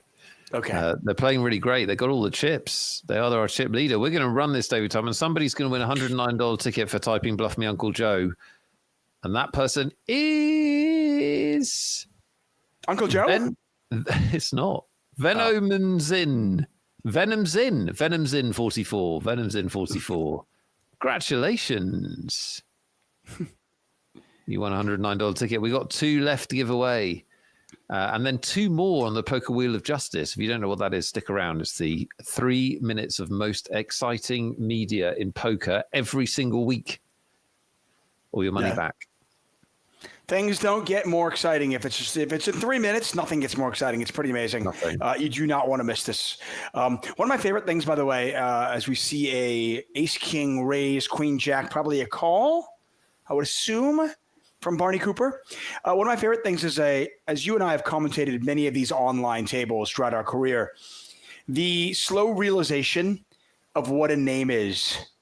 Like it starts off Venomazimion, and you go, oh wait, it's okay, and you slowly realizing what it is. You'd think reading would be a core skill, wouldn't you? But in fairness, they're Not not so much for usually me and you. words. they are quite weird words. That's definitely true. 11 big blinds in here. Barney Cooper has been sticky. And now, do they go for it? I mean, there's just not much to rep, although they have found athlete with ace high, and it works. Be sticky, and then bluff the river. Nice. Yeah, I mean, they can tell the story. They bet small enough that they can kind of tell the story that they have any pair. Uh-huh. Trying to get value from ace high.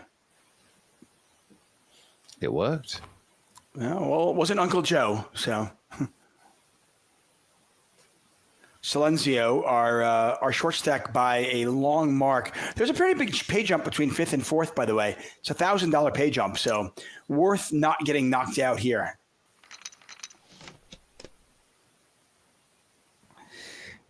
And Athlete really took that to task because they did not 3-bet 10s. Wow. They just called with 10s and then just folded. Yeah. That's a little bit. I mean, obviously, Silenzio's a shorter stat than them, but also you're making pretty big laydowns. And listen, you're not going to make the Olympics as an athlete not shoving 10s there. You got to go for it. They do pick up jacks, though, the next hand. Well, we've all been warned about jacks. Oh, look, it's a winner. it is a winner. There you go. Yeah, as long as you don't see a flop, you're usually okay. What's up, chatters? And free roll, by the way. Let us know how you are getting on in the free roll. We'll do a free roll call. I assume they're probably relatively close to the money, right? It's only 9:30 this time, so they'll be a little way off it. But let us know, how close are you to the money? How many's left? Who's in? If you're here for the giveaways, we still have 4. 2 with a question. Nick will ask me a question in a little while. And then 2 at the end of the show with the Wheel of Justice spin. If you're wondering how to be a part of the Wheel of Justice spin, well, you get Twitch points for watching our channel, our 888 Poker TV Twitch channel. You get Twitch points. These points can be redeemed to get on the Wheel of Justice. Probably thinking, well, what could I possibly win? You can win some real stuff. $109 tickets. We're giving away 2 of them. The only catch is that you have to be here. You've got to be in the chat when we spin your name. So if the wheel lands on your name, you have to be in the chat. Otherwise, we do what's called a respin. And that's very sad. We don't want that to happen to you. So stick around. Sad. It's one of the cruelest moments in show business. You're not in show business, Nick. Yeah, but nearly. I'm showbiz adjacent. When I first moved to LA, every apartment I looked at was Beverly Hills adjacent.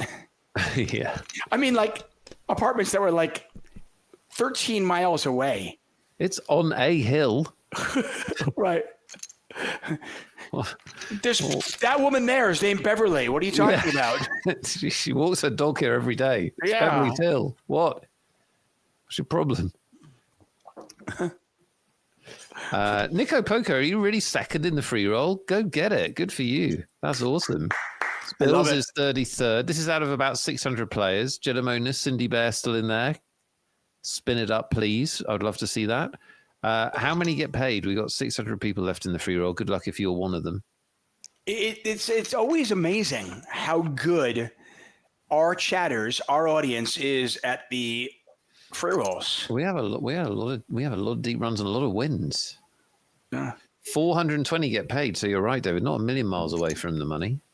Tire Restraint says, I decided not to play the free roll in favor of lamenting my zero investment in Bitcoin.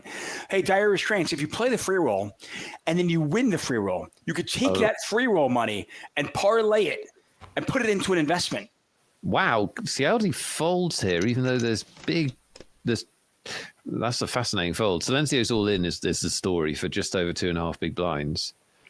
Yeah, and I think Ciauti just decided like part of it might have been the fact they thought Uncle Joe might raise over the top afterwards.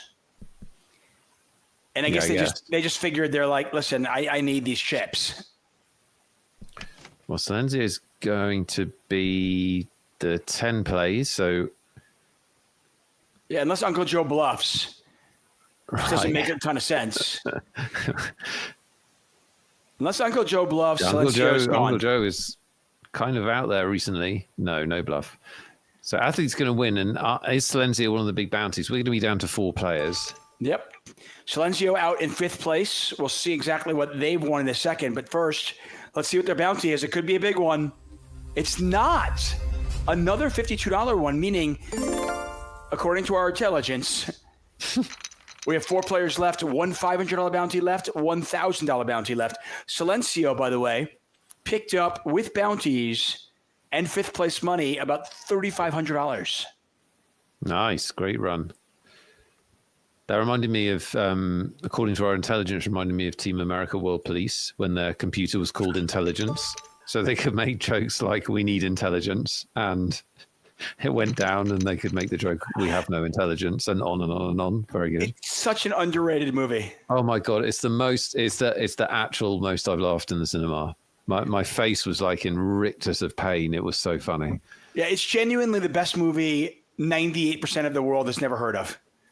Really? People haven't heard of it? Oh, I think it's so Have you heard of Team America World Police? Have you watched Team America World Police? I think it's so underseen, underappreciated. Wow. I could be wrong, but I don't. No. You might be right. I don't think many people. Listen, it's brilliant, and I think most people haven't seen it. Let us know in the chat. Just say if you have never heard of it, never seen it. Say no. If you've seen it, say yes.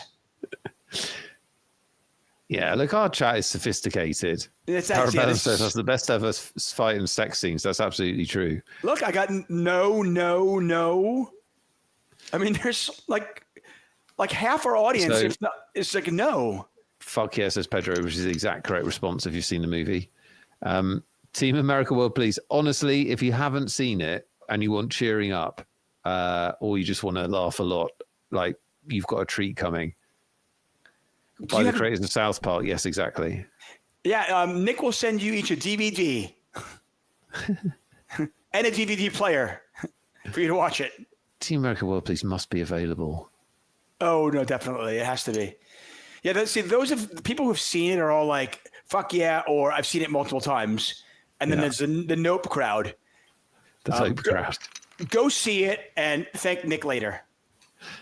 Uncle Joe makes quite a thin call here with a gut shot and 4th pair, but they are right because they are getting bluffed. Does Barney Cooper bluff again, or is this going to be won by a pair of 6s? I mean, bluffing Uncle Joe is it's a choice. Oh, they do. This one might work. 9-10. He hasn't insta-folded. Uncle Joe heading towards Hall of Fame status if they make this one. No, it was too big. Okay. Too big. That was exciting, but it was too big. Oh, this is amazing. It's not really fun. This is a courageous fun bluff show. From Barney, in fairness. Cindy Bear's wondering what's it called again. Come on, Cindy. Team America World Police. I might watch it tonight. I want to watch it now. Yeah. It's about America's terrorism prevention unit. It's very good. It might just be like comedy though, folks. Don't get all like, I don't want to watch that. Don't get sense. It's just comedy. There's a joke in it that honestly made me like laugh in the most embarrassing way. My laugh was so loud, which is where he goes, I was going to laugh now, calm myself. He goes, we're going all in. And I call 7s, Jack 10. 7s are good. Claudia needs help. I'm sorry, Claudia is all in and does survive. Back up to 17 big blinds. The player who was our chip leader still in there, 4-handed. Athlete down to 19.8 big blinds. Continue on with your paraphrasing the movie. Go ahead. No. It's just one joke. He's briefing him on a mission. He goes, if you're captured, you won't want to be interrogated. So you'll want to take your own life. So you'll need this. And he hands him a hammer. Laugh so much. Like you think he's handing him a suicide pill. It's a bloody hammer. That's so funny. It tickled me. It's like stupid, really intelligent humor. Yeah. Stupid and intelligent. It's very good. Anyway, we're four-handed. We are four-handed. Remaining four players all guaranteed $3,000 plus whatever bounties they've locked up. Uncle Joe, by the way, has already locked up $2,200 in bounties. Ace high versus queen high.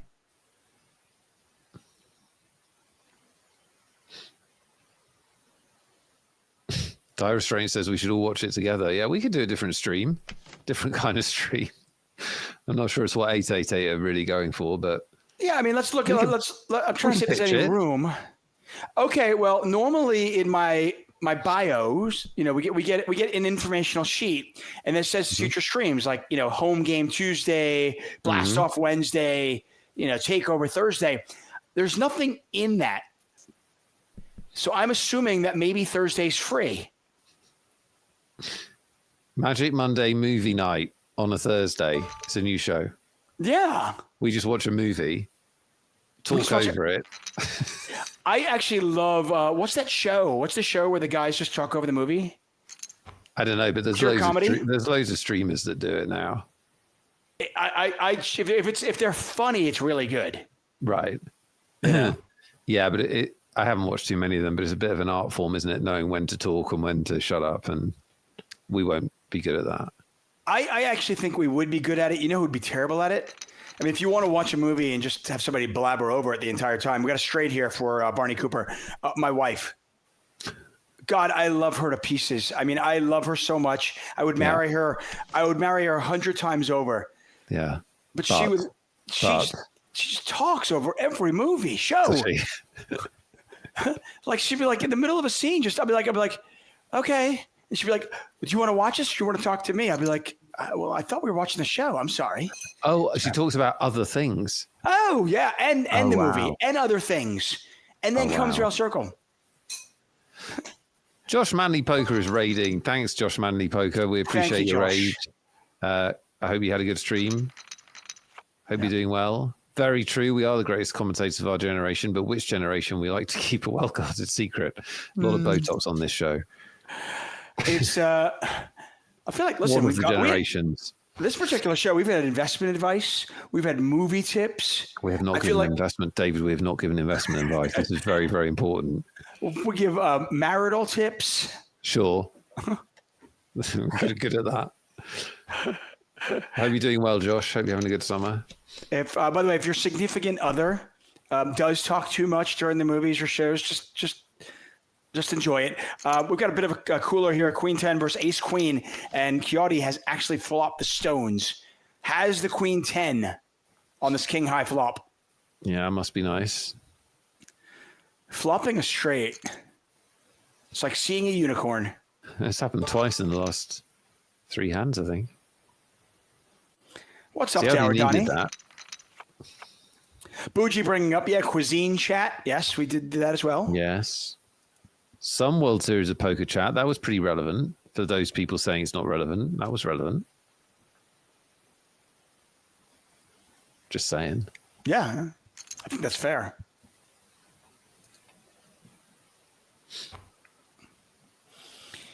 Will we make break 2? We've only lost one player during the last 39 minutes. Yeah, but it looks like we will. Top pair here for Quixote.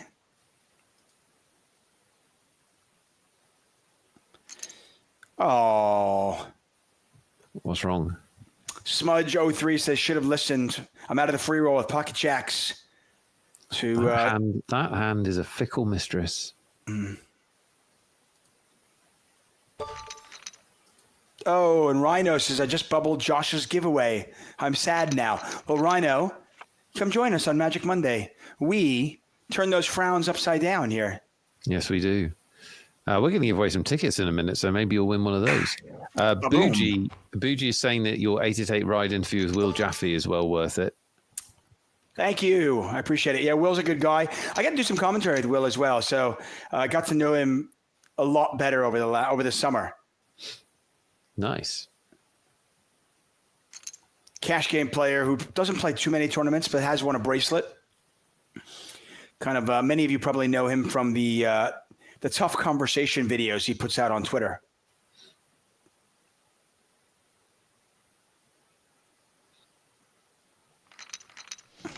Appreciate the love, though, Bucci. Top pair here versus middle pair.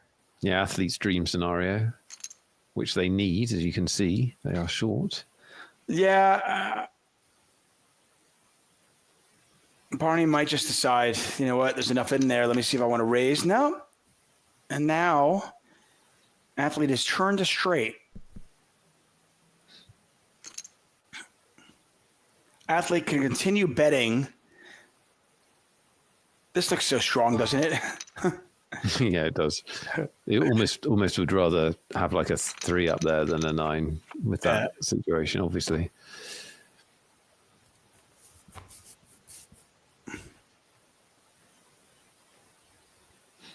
Smokey says they almost folded pocket jacks earlier and went all in instead and cracked pocket kings. Well, there you go. It's nice to hear a positive story about pocket jacks doing something good in the world. I mean, again, that's the definition. I mean, Nick mentioned a fickle mistress, which means sometimes they'll be there for you. Yes, but not very often. And when you need them most, don't count on them. Not very often, and especially not when you're horny. Sorry, I mean when you're short stacked is what I meant to say. I got the analogy. I got confused. Never mind. Not important. Party raising up here with Ace Jack. Chiodi, who was all in, picks up 4s in the big blind, decides to see a flop.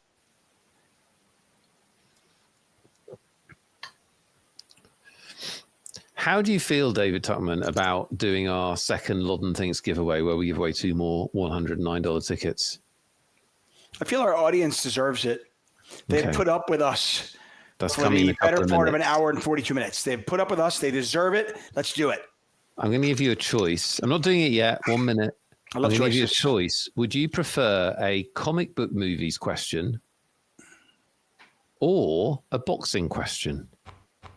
Comic book or boxing? Or comic book movies, superhero movies. Or a boxing movie? Or no, a boxing question.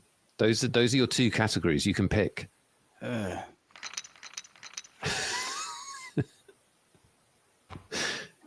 This is what it feels like. This is what I feel like when I'm going out for British food. What? How can you say that? I guess I'll get the bangers and mash. We invented Fine. beef. Fine. Okay, invented- fine. Give me the fish and chips. Just leave me alone already. We invented fish. You invented it. We did. We're an island. We invented fish for dinner.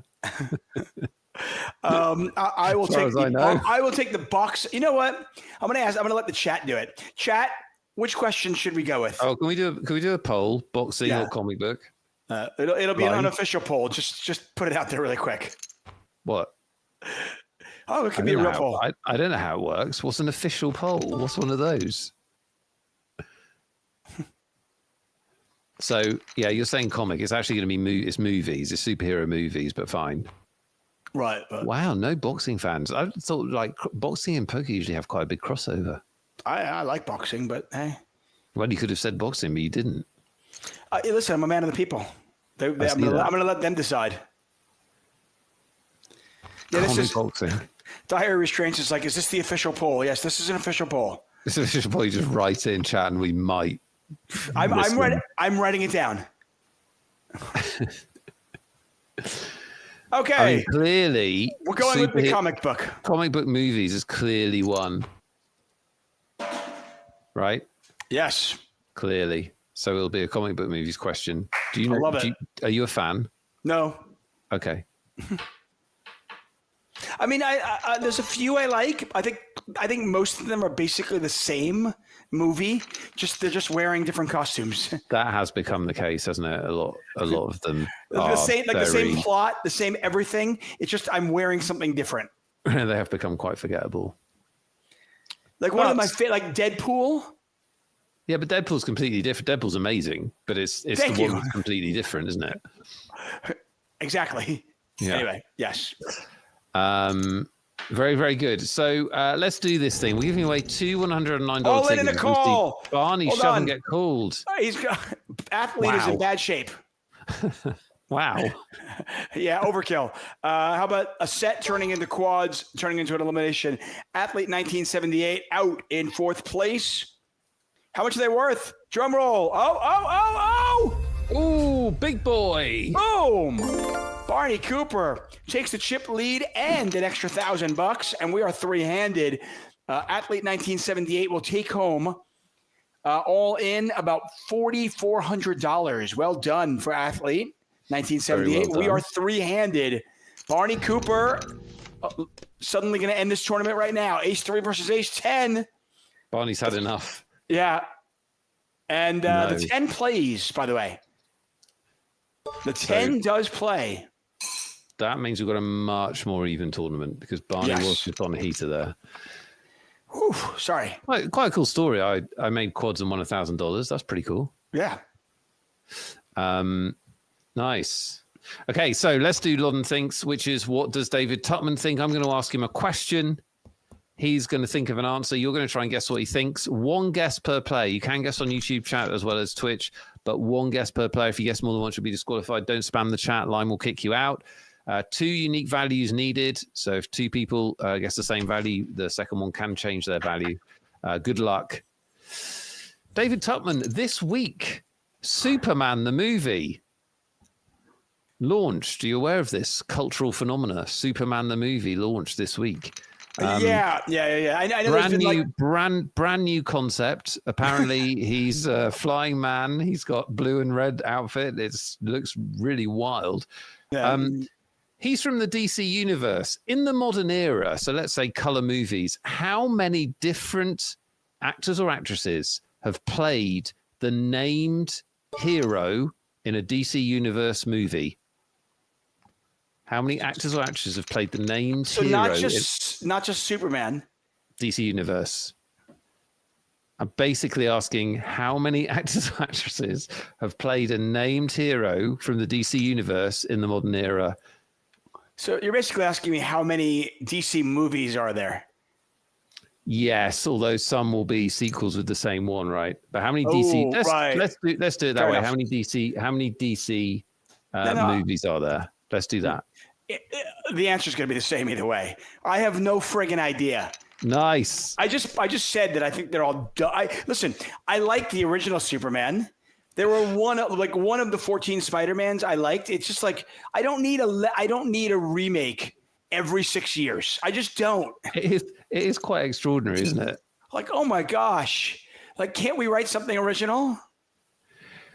Do you have a movie that they have not yet remade that you're terrified that they'll remake? Because I have. Slapshot. There you go. The Paul Same for Newman. me. No. Oh, mine is Paul Newman though. Mine is Butch Cassidy and the Sundance Kid. Okay, same 70s too, both 70s. Yeah. I mean, I could also look at like The Sting.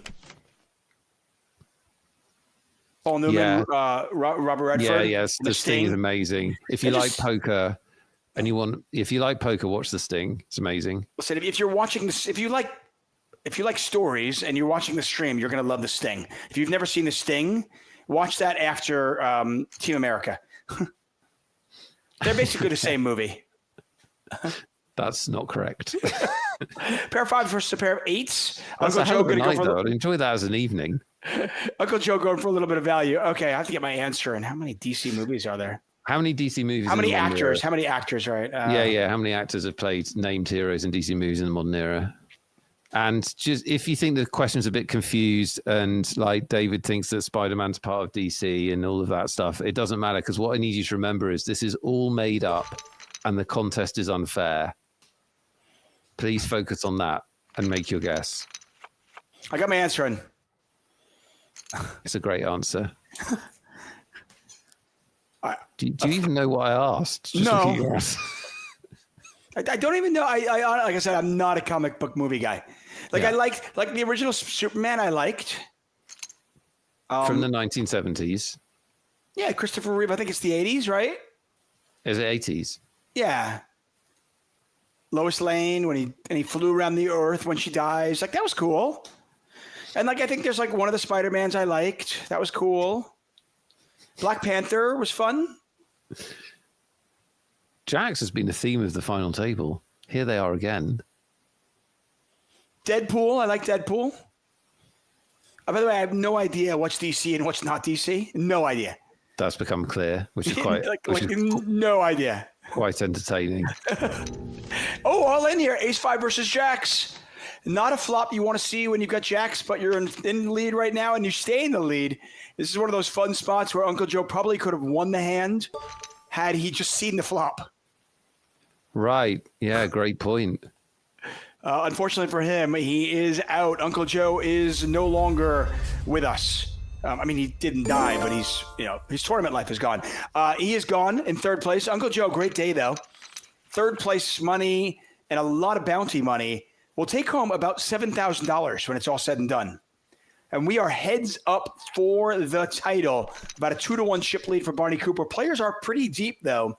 Not only are they playing for about a $1,600 pay difference, $1,700 between first and second, but they're also playing for the last two bounties, and we know one of those bounties is $500. So it's probably more like $2,200, $2,300 difference between first and second here.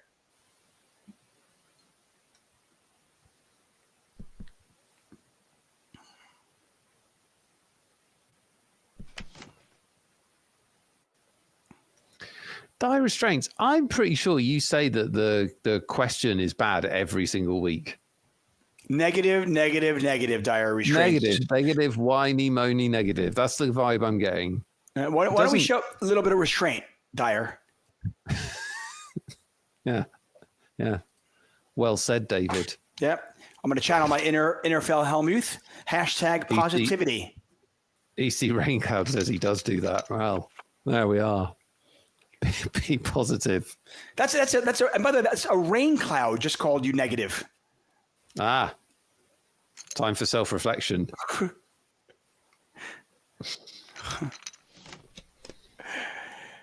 I don't mean only Superman, Smokey. I mean DC named heroes in the modern era. I mean, if it was just Superman, it would be like, I don't even know how many Supermans have there been? I know there's one in like the 50s. 40 or something. Are there really like 40? No, I was going to say maybe there's like 9. Yeah, maybe there's like 9. I think they did some I didn't ask about TV, but I think they did TV shows as well. Oh. They've really, really wrung the flannel, man. We weren't supposed to do TV shows? Interpreting the question is part of the game, folks. Part of the game. How does he interpret the question as part of the game? Let's say that. Maybe they'll all calm down. You are watching Magic Monday as we hurtle toward our second break. Will we make it, or will this heads-up match conclude?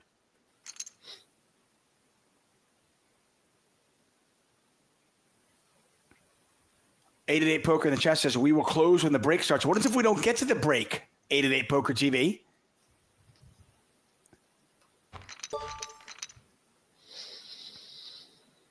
Good point. Yeah. Spoilers. Spoilers. Classic heads-up situation with pretty deep stat, but it could end in a hand, or could go on for some time. Poker tournaments are great when you play in them, and obviously when you go deep, they're really exciting. They weren't designed for media, though, were they? With just this massive variance in how long they go on for. How are you supposed to plan any kind of media? It's impossible. It is really, really difficult when people are like, oh, I want to see more live poker final tables. Cool. Right. How does any media network be like, well, what do you need? Do you need 30 minutes or 6 hours? Right, yes. Exactly. Look at the World Series. They broke it years ago. They broke it down from the final table to the final 3 they stopped. They come back this time and it lasted, I don't know how long it exactly lasted, but it wasn't very long. If you'd sold a load of ad spots or something, you weren't going to be happy. And by the way, Mizrachi's best answer when they, I think Jeff Platt asked him at the end of the first day, said, so what do you need to do? What do you need to do what needs to happen for you to close this out? And he goes, I need about an hour. And he was right. He needed about an hour. Yeah, that was pretty cool. Calling your shot is cool. Dordoni says, am I a comics fan? Passing interest. I wouldn't say I was a fan. I definitely used to, same as David, I used to, actually more than David, I used to really like the movies, but then, I don't know, they stopped making them good. They're just all the same. Literally all the same. Which is like, you know, if you're making lots of money and people are going to see it, that's the thing. Yeah, I get it. You know, it's like, oh, crazy villain, you know, who's been misunderstood, and let's put the gorgeous girl in the very tight outfit, and then we've got the superhero. Whoa. But what is wrong with putting the gorgeous girl in the tight outfit? Where did this come from? This is very strange hostility. I'm sorry. What was I You thinking? got carried away there. Gorgeous girls and men in very tight, muscly outfits is a staple of American society, David Tuckman. Yes. Not- I love the not fact. I love taking the. that away. By the way, I love the fact that the girl is in the very, very tight outfit, right? And the man is almost always in an outfit that has like extra muscles on it because they need them. Yeah, that was weird when like all the male actors started taking loads of steroids and working out. Why did that happen? Well, we'll talk about that and more when we get back. This heads up battle continues in 5 minutes.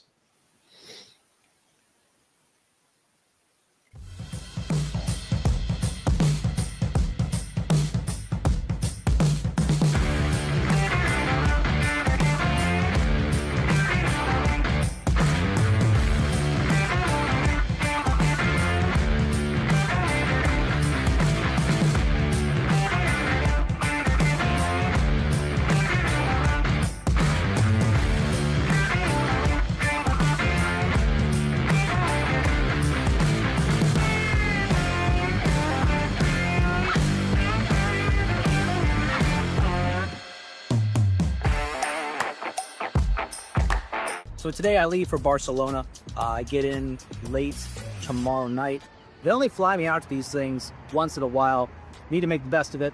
And personally and professionally, hope I do.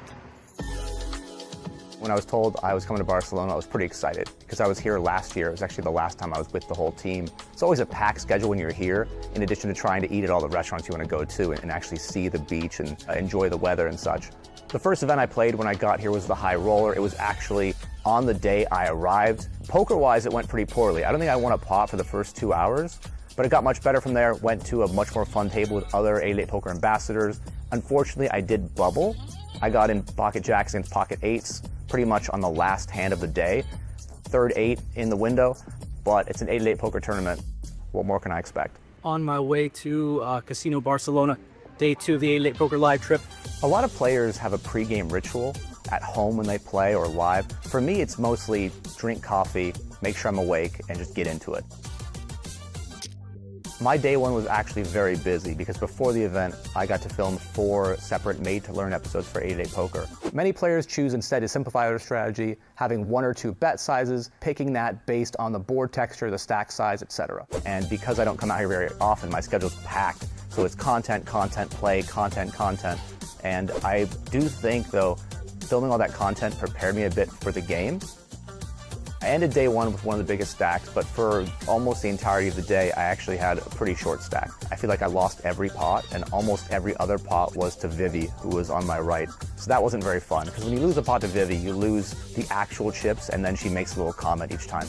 You know, just joking, as she rakes in the chips. But we got to play in the feature table too, and ended up chipping up to about, I don't know, 180K. 170K at the last break of the night. Really tough table, but really fun table so far. And 2 levels left to make day 2.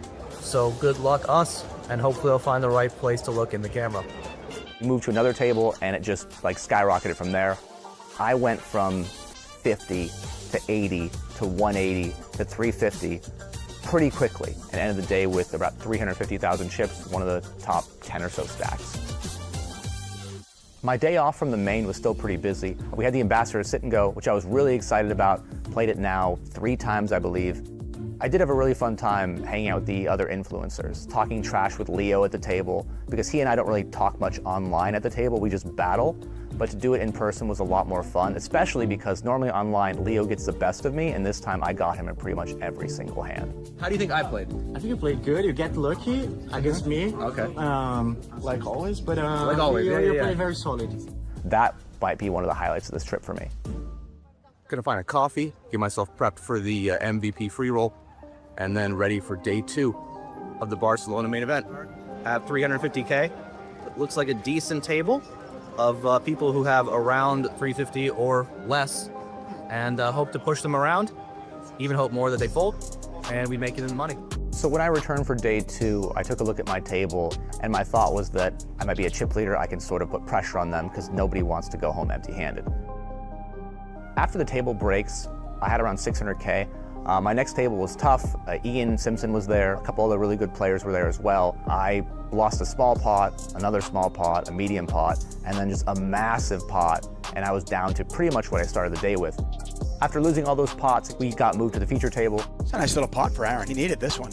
He's up to over 300,000. We were also close to the bubble, so I knew it was time to tighten up a little bit given my stack size and their aggression levels. And I also knew I had a made to learn that I had made earlier in the week about how to play the bubble. And so I knew that I can't screw this up. So we're in the money. We're in the money. Well done, players. Congratulations to our money bubbleists. Bubble just burst. We are in the money of the Barcelona main event. Time to update that Hendon mob. Let's go. Once we made the money, I didn't last that long. I opened ace-4 suited in the cutoff, button calls, who's a loose-ish player on the same stack size. End up seeing a flop that's very good for me, 7-5-3 with 2 hearts. I've got the flush draw, the overcard, the straight draw, the other straight draw. Pretty much have the world. Oh my God, what a terrible run out for Aaron. That's just awful. That's really bad. He had everything. I end up playing it a little bit differently on later streets than other people would, but I firmly believed at that time that that would give me the most equity. There just aren't a lot of value shots. He's making the call. He calls. Aaron's going to be out. Yep. But I'm assuming the sizing of the bet on the river made him think.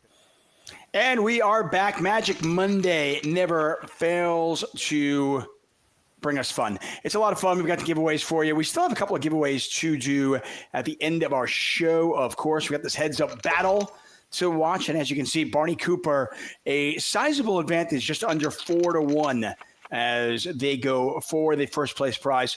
We had over 1,000 runners in this. Yeah. Big tournament as ever.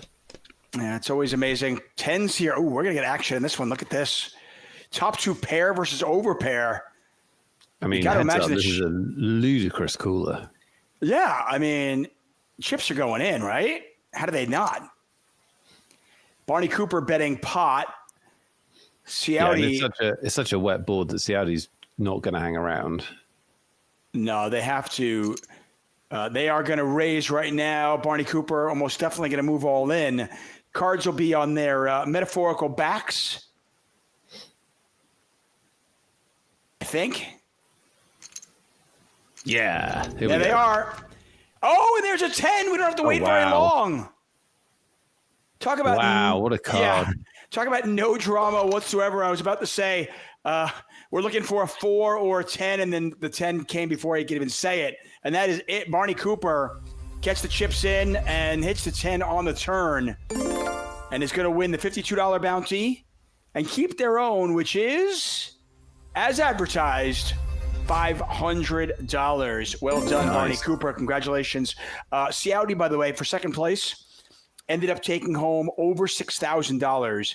Barney Cooper, with all the bounties and the first place money, ended up taking home over $10K. That's an incredible return. For a $109 buy-in, well done to them. Ran a little bit hot at the end, but played really well as well. So congrats to them. Who's run hot in our contest is the question, David Tuckman. I asked you how many actors and actresses have played named heroes in DC Comics movies in the modern era.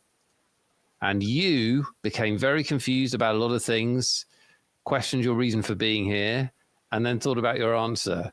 What did you come up with? Well, I started doing the math, right? And I started thinking, I was like, there's like 15 Supermans. There's at least a couple of hundred Batmans. Probably like 300 Spider-Mans. And there's been a few Iron Mans. I think Thunderbolts came out. Black Panther, Deadpool. And I started adding all of those superheroes up. And I came up with the number, which I'm pretty sure is right. I came up with the number of 1165. 1165. 1,165 is the exact right answer to the question. How many actors have played named DC superheroes in the modern era? Yeah. And everyone in chat is both agreeing with you and excited because their guesses were so close to yours. Well, there you go. However, when we sorted through the very close guesses, our winners are Ex-Fevronia, 1,321, just a biscuit away from your guess, David. Nice job. And our second ticket goes to Mastermind 1966, who proves once again prolific, strong guesser. Once again, they are a mastermind. They said 999, also going high. They win a ticket. Yeah, I mean, congratulations. I was afraid I was going too low, but I got it right. I'm super glad. You didn't go too low or too high. You were exactly right. That was exactly what you thought, wasn't it? Boom. Yeah, it was. Yeah, well done. Well done. I mean, in actuality, how many Batmans are there? There's like 400, right? There's I'm just Googling now. There's 415 Batmans. Yeah, see right there. Yeah, right there. So that's most of it. Yeah, done. Hey, with that, we're going to do the Wheel of Justice. If you have never seen this, stick around. Don't go anywhere. You can get in on next week's wheel. 4,000 Twitch points, and you're on the wheel. What is at stake? Well, we're going to spin this wheel, and the winner is going to take home $109, provided that they are here in the chat. Okay? Very important. You must be here. If you want to be on this wheel next week, 4,000 Twitch points, channel points will get you on it. And then you're a spin of the wheel away from one of those big tickets. David Tuckman, say the magic words. Spin the wheel! Here we go. The Poker Wheel of Justice only lands on people that have been good this week. And that is you, Skull Mindless. I'm now mindless. Are you in chat? Yes, or did you make the mindless decision to miss the greatest moment of poker TV in the week? Right. Or after watching us for 2 hours, have you become mindless? Either way, are you here, Skull Mindless? Matter. You just need to be here and be able to hit the keyboard in some fashion. They're here. I don't know what DD stands for, but they're clearly here. Congratulations, Skull Mindless. Our first winner. We're trying to find our last winner of the night. One more person, one more ticket. Is it you? Spin the wheel. Spin the wheel. The siren's back. Nothing we could do. He's got it. He's not afraid to use it. Windings. Is it a winding at your place? Windings 1, 2, 3, 4, 5, 6. Are you here to claim your prize? A $109 ticket. These are huge tickets every week. Is there a Windings 1, 2, 3, 4, 5? The full complement, all the way up to 6, is here. Boom! I love it. He wins dings. He does. He does win dings. You're absolutely right. Congratulations. Well done to all of our winners. Sorry if you didn't win. Thank you for playing. More next week. More $109 tickets next week, I'll wager, David.